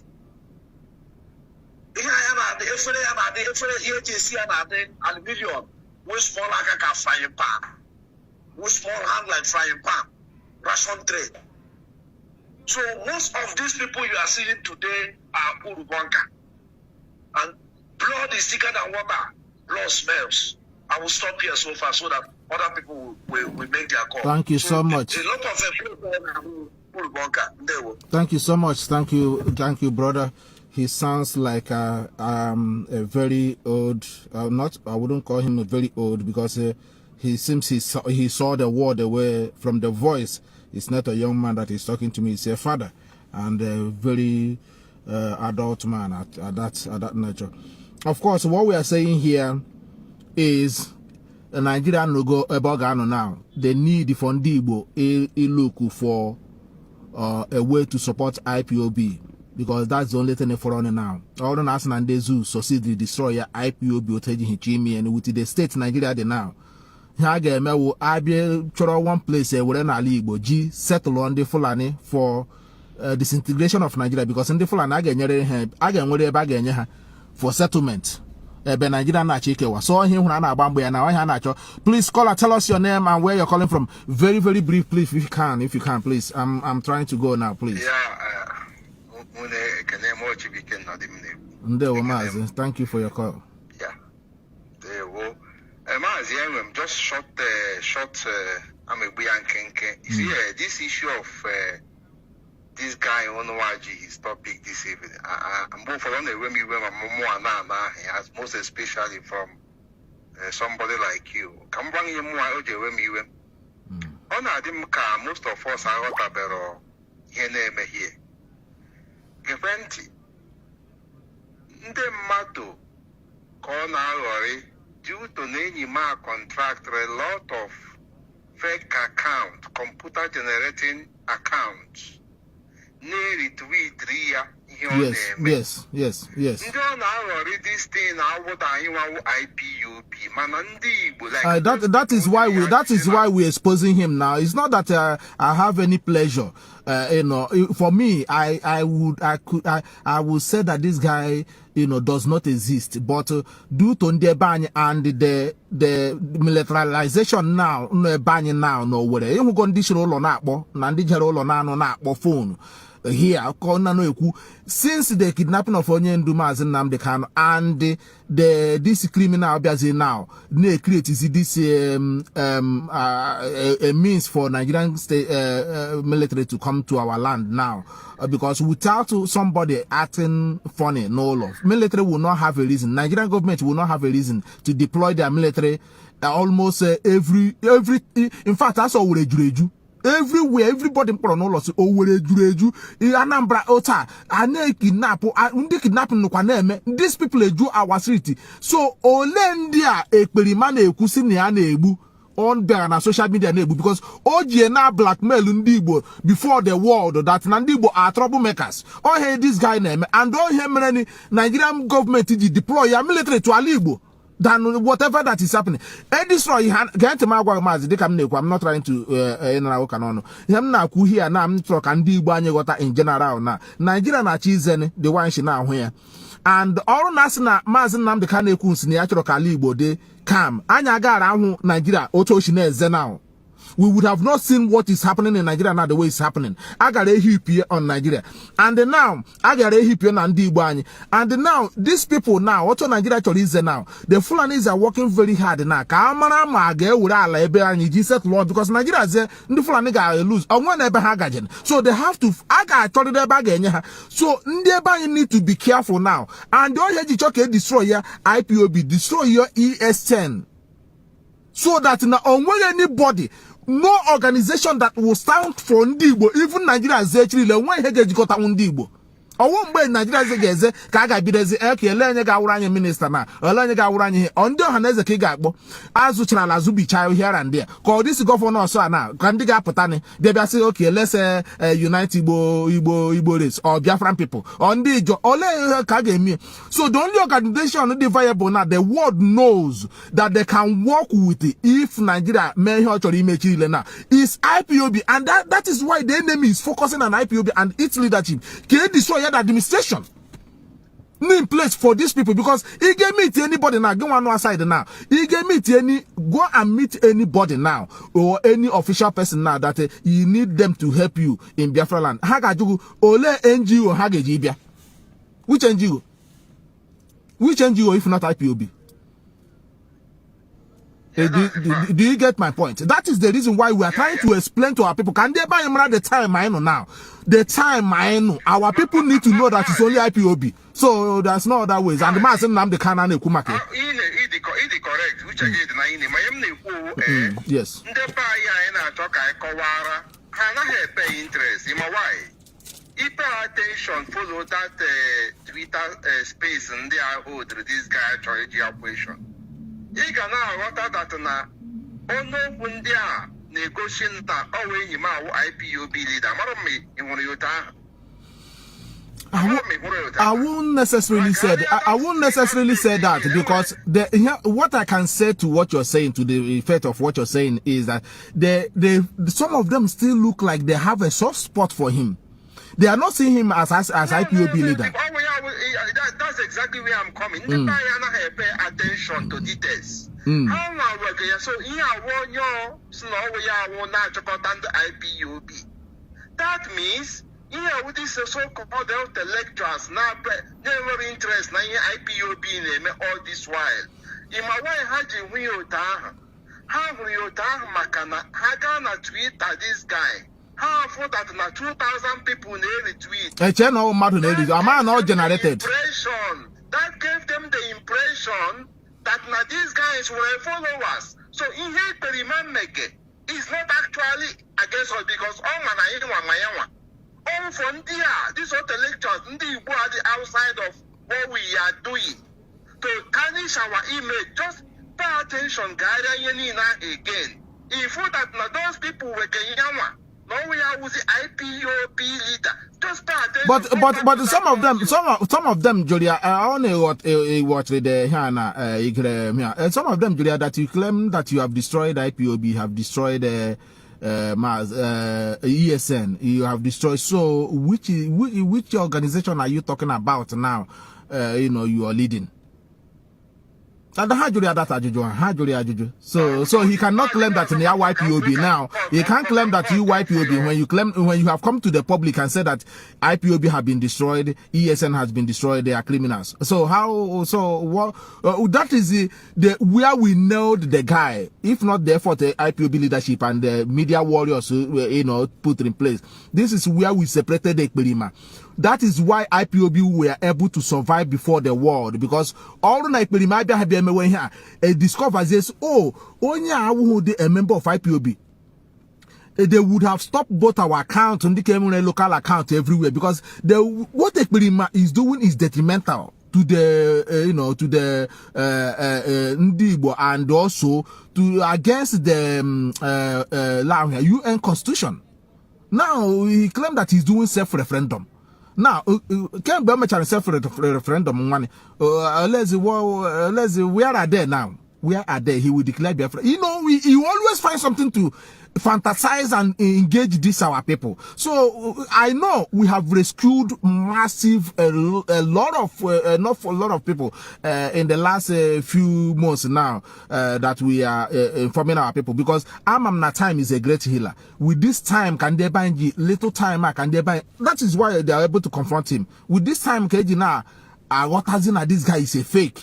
Time and what things are not declare.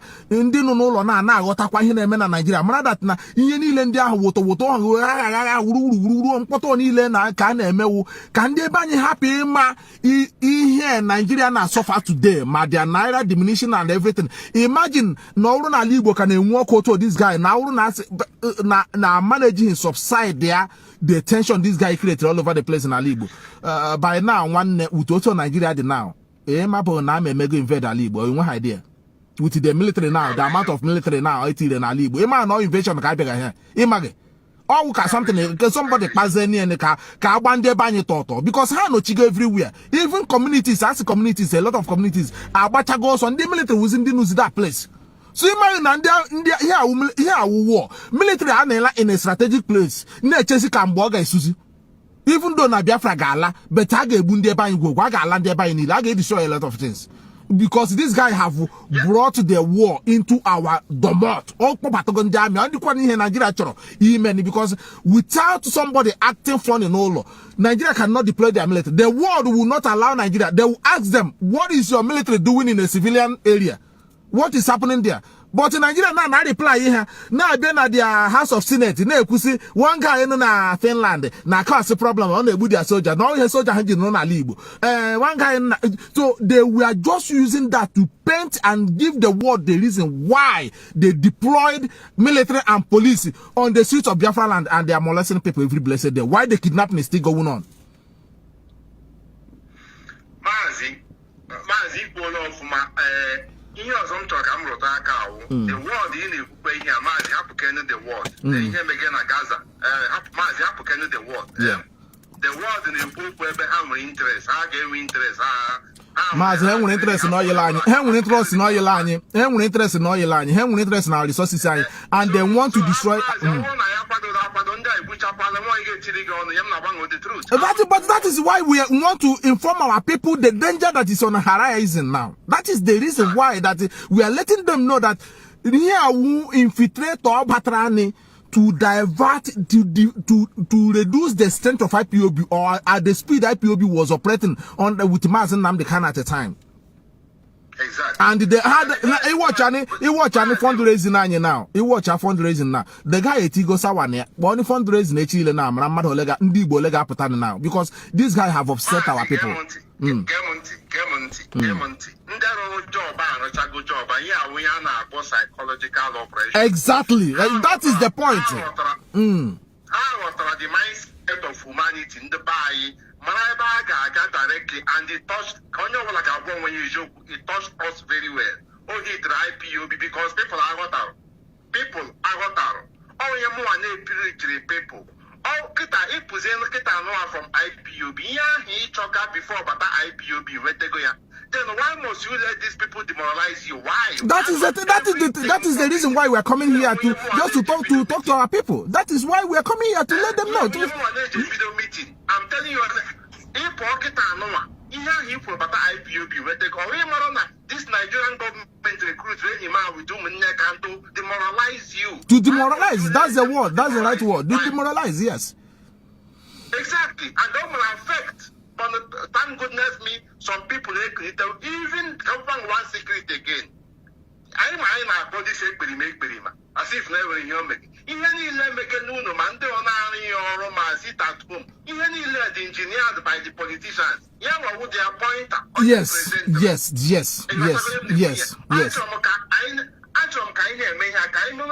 Ordinary people now, this useless interest. Mazi, how are we now with the state of Nigeria now? So Mazi, last time so can will be I'm new link with some of our boys name media this IPOB media. Mazi, IPOB media man.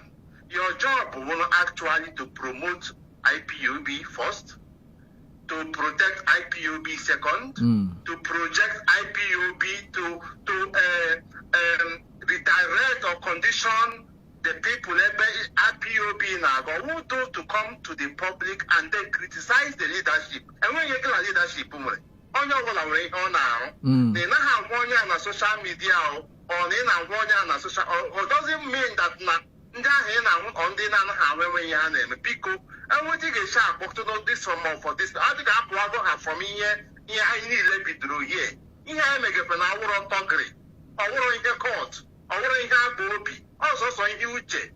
But then these people can deviate from a Bainaga, can have a focus on my isn't representing IPOB, representing my IPOB. I want to put this IPOB now, not demoralize on the again. Mazi, I will take a sharp consult to some of these guys because okay,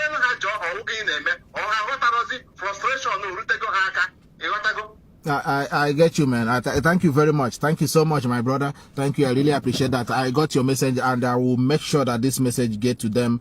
I have contacts of a few of them, and probably I know one of them that you are talking about. Thank you so much that for your call, and Mechuku Kabiama continue to bless you. Thank you. We must continue. Of course, that's what we are saying. We will continue to, educate and inform our people at this very, very critical time. I don't think that somebody is trying to hew IPOB leadership down. Yeah, of course, I understand. But we need to learn how to support our own. Because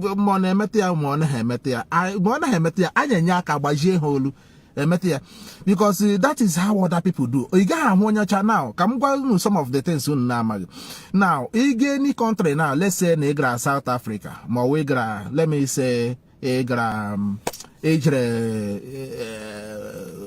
Faso, Niger, let's say we Niger now. Now, in Honyocha, no Niger, one other Onyocha. Well, maybe she Russia. In one another on your chat, she Bulgaria. In one your chat, she Albania.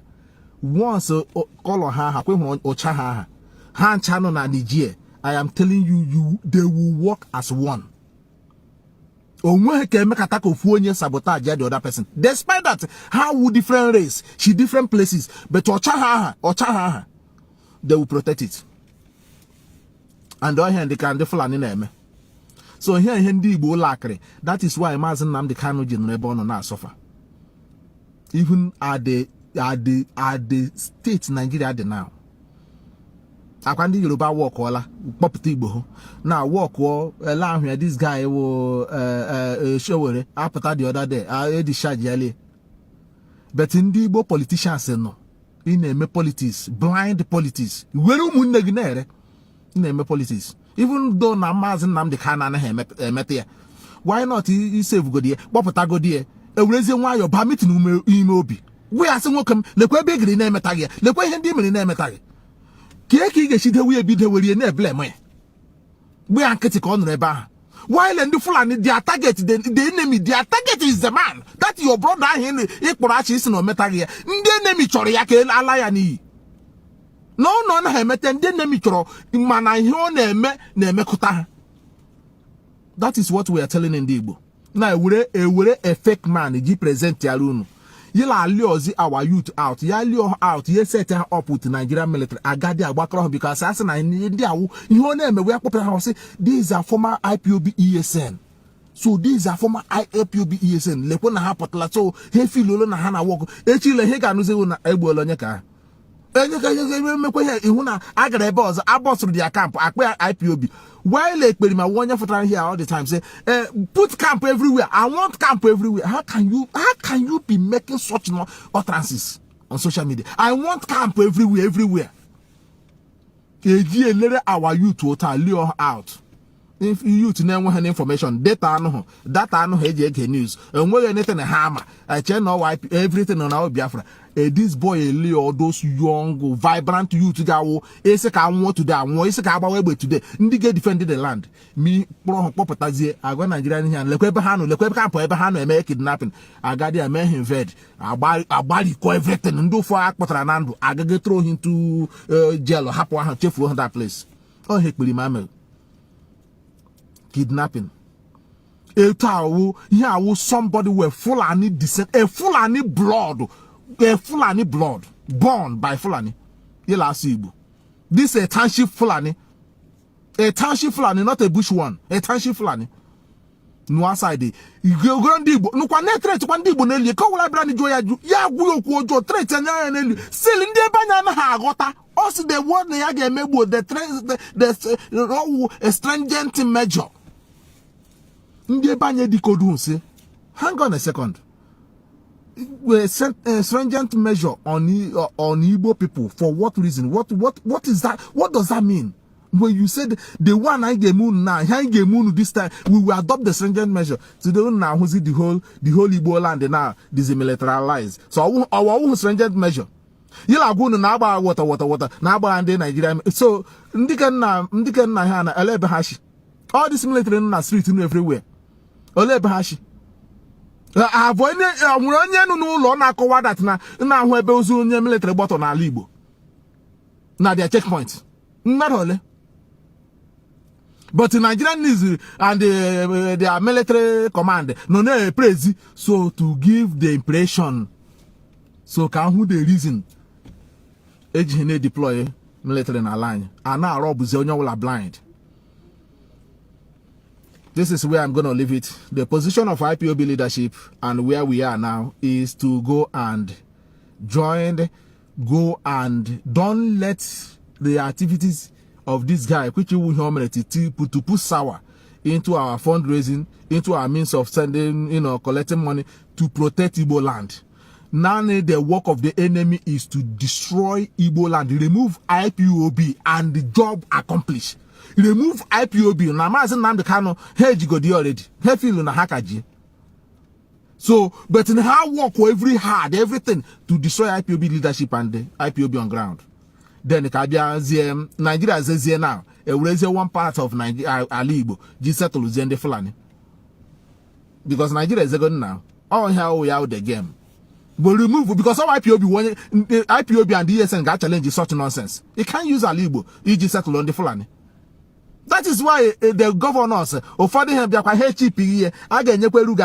because they want can we go the foothold Fulani Ebehanu So eba ka ga agbadezukwu Nigeria zezie now igi huzie the UN na adịghị active, African Union na adịghị active, AU na adịghị active now they will say okay since Nigeria onye wụla alaga wụrala onwe ya aga aka wefụta n'ebe a kewere ebe a ka ndị Fulani na ya they are all one Nigerians, but at least onye wụla ga ndị na Fulani agaghị ebini n'elu, but somebody she from Nigeria, she from Chad ga-abịa bịa kere ala n'ala Igbo. Oh, he who I walk with this thing now. So Kejiji Mazi Nnamdi Kanu, Marama Garobi Shaipi, Marama IPOB Gaponozo. So when this thing will commence, Governor Gaga Hekuoku, or Hanese Gaga Hekuoku, Ndibo, I want anybody get on any Kuoku now. Is there any of them Kuoku? And any of them Kuoku, apart from IPOB and its leadership and Mazi Nnamdi, is there any other group organization saying anything? Idiot to see a self-referendum. How far now? Self-referendum. Somebody in Europe oversee, what is self-referendum? What is that? At least in a radio here, no referendum every day here, and the communities and the other places, government in here as a referendum. None of them have used word self-referendum. So what is self-referendum? Akwe megi online. So how far now? How far? I got Tony Hans again. Moon engage. Una amage na here agent. To form a parallel, and now bite is in a boozy IPOB, boozing Igbo from within, without you knowing it. You yourself now support to Zikwe, the enemy battle in Menegu, Ebuchazi and how does it to you? This is the reason why we say what we say without any this thing, and we cannot allow this to continue to happen. We will continue to expose it. We continue to expose it. If you think that it's not important, go and see what they are doing in Igbo land. Go and see the military everywhere in Igbo land. Make sense more making. Somebody shall beke a lot of just talk because Okigwadi is safe. Just talk outside. Each is how many kilometers, how many thousand kilometers? Fair land there. All in our land, you could not even go to your village to give your father a befitting burial equal because of what this idiot created in Okigwe. Created. Self-referendum. In Mahebosh, where did he come from? You don't know. You don't know. How can somebody you don't know where he came from? Where after now he will disappear. You will not even talk about all of you get mechichon. You guys resist. All of you that supported him to buy and destroy our community. So in that regard, this is where I'm gonna leave it. Thank you very much for coming again, and I'm going to use this to conclude. I'm going to use this to summarize. Okay. Because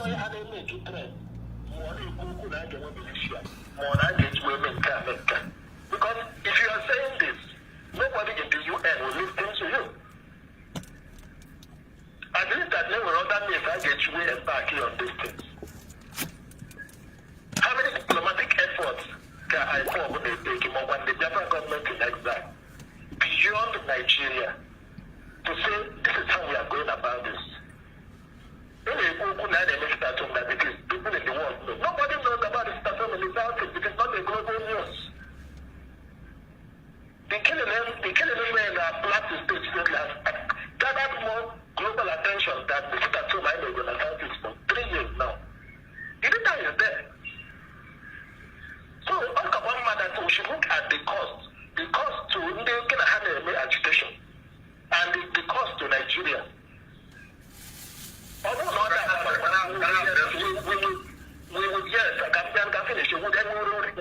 We should reevaluate it. I believe I can dance when you could live. All them want to take it. All them want to say no to Biafra.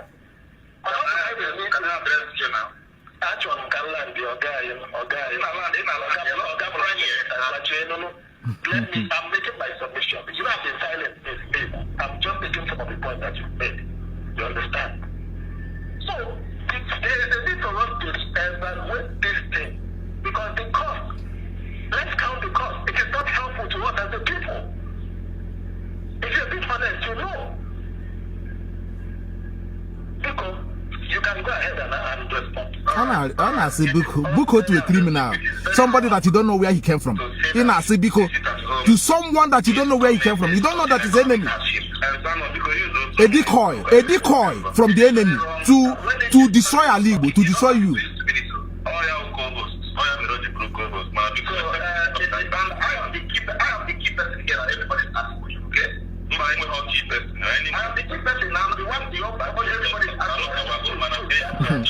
With the key person. So in the Southeast, it is very wrong to say that the sit at home is causing economic hardship. No, it's wrong. Why you can measure whether it is causing economic hardship is that go to every trader and ask them, how much are you making every week? From last year or from the time the sit at home started, how much were you making? That's where I want to.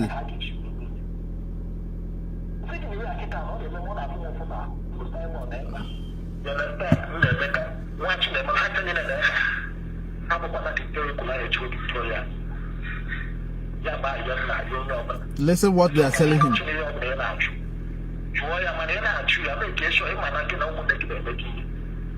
Oh, a Fulani man, or who 191 is a Fulani man.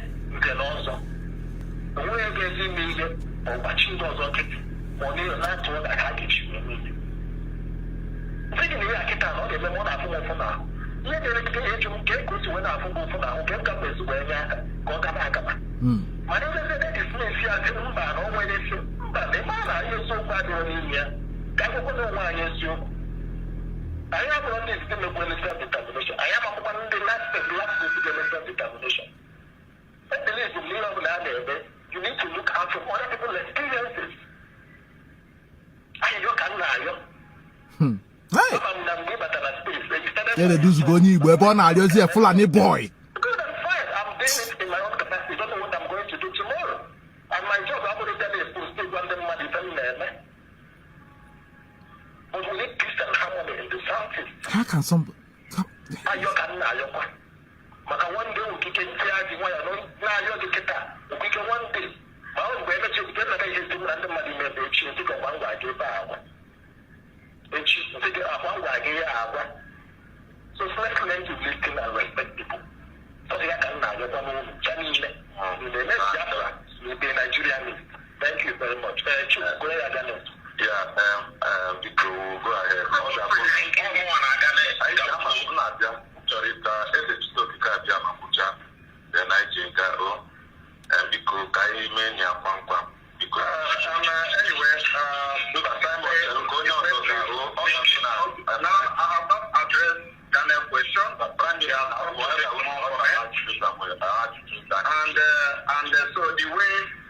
Listen, on at your boss now. Listen, on at your boss. To stick and see how people are going to, but the way I've been treated, that when other people are talking, I am muted and they interject and interrupt me, and I cannot explain what I want to speak. Also, I will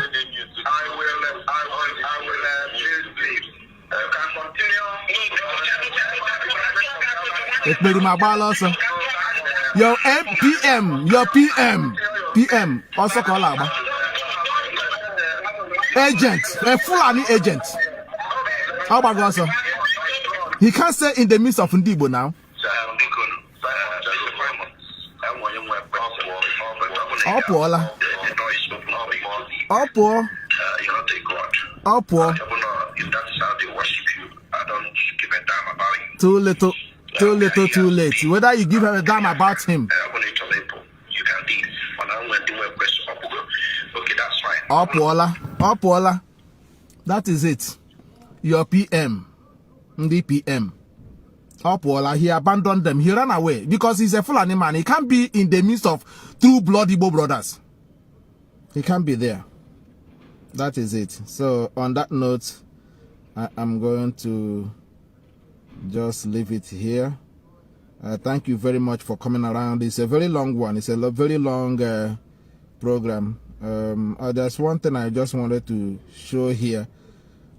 Just a very quick one. So I will use this to conclude. A very quick one. Ekperima talking.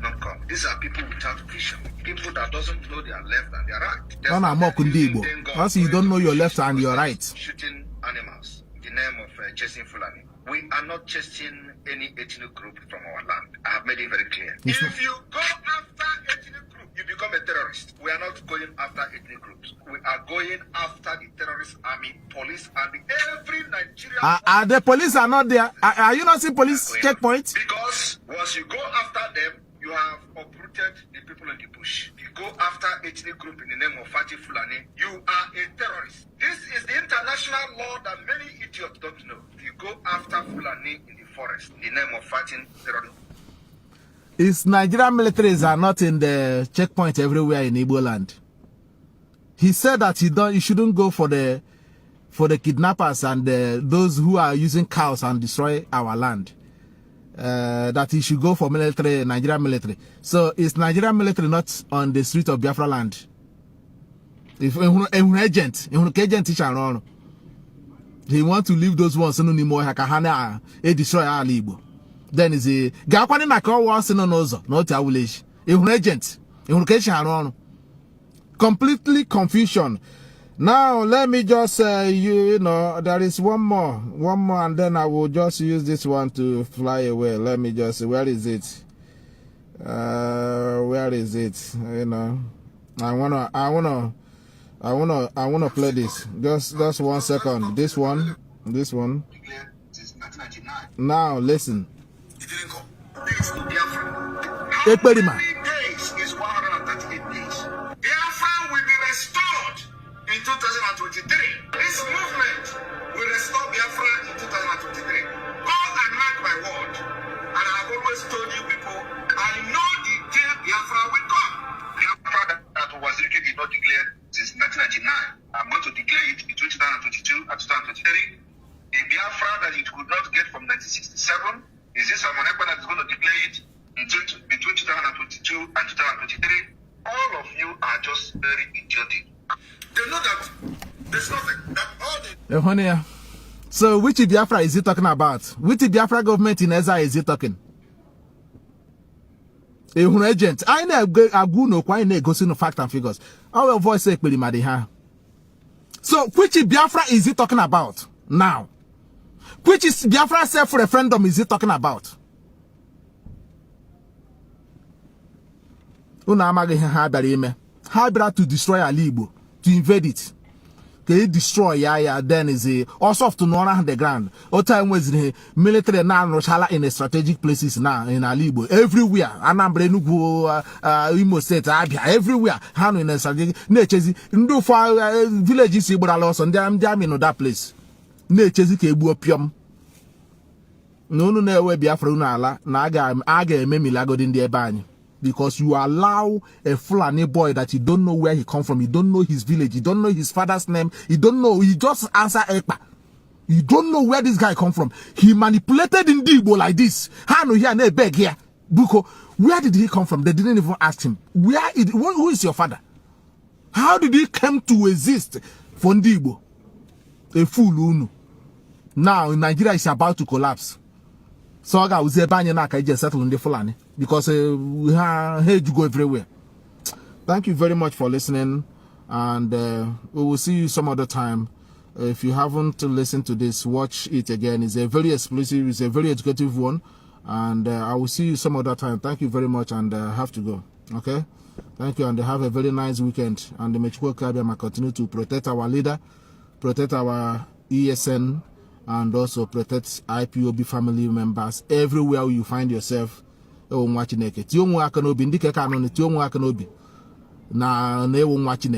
not easy to withstand such a huge invasion and attack on this movement. It's not easy. It's not an easy thing. I can tell you, it's not easy. It did not even affect IPOB alone. It's affecting Igbo in general. That IPOB is a lifeline of Igbo and Biafrans. IPOB is a lifeline. In here, IPOB may affect the whole Igbo. Look at how moral Haji they down. They down. Obedient save obedient. They could not save them. Not after obedient, they went flat again.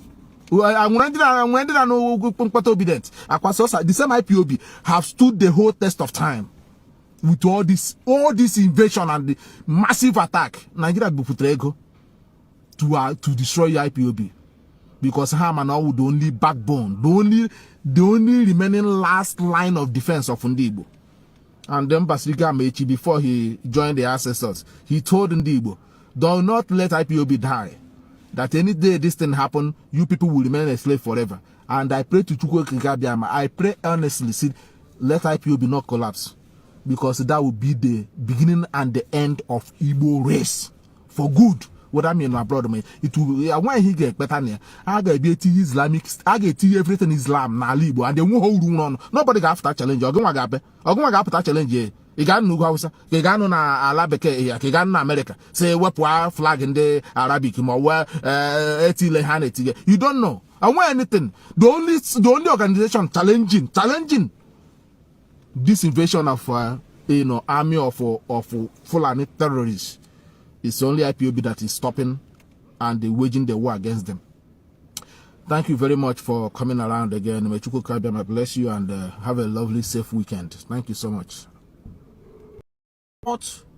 Orders from, local court to the Supreme Court.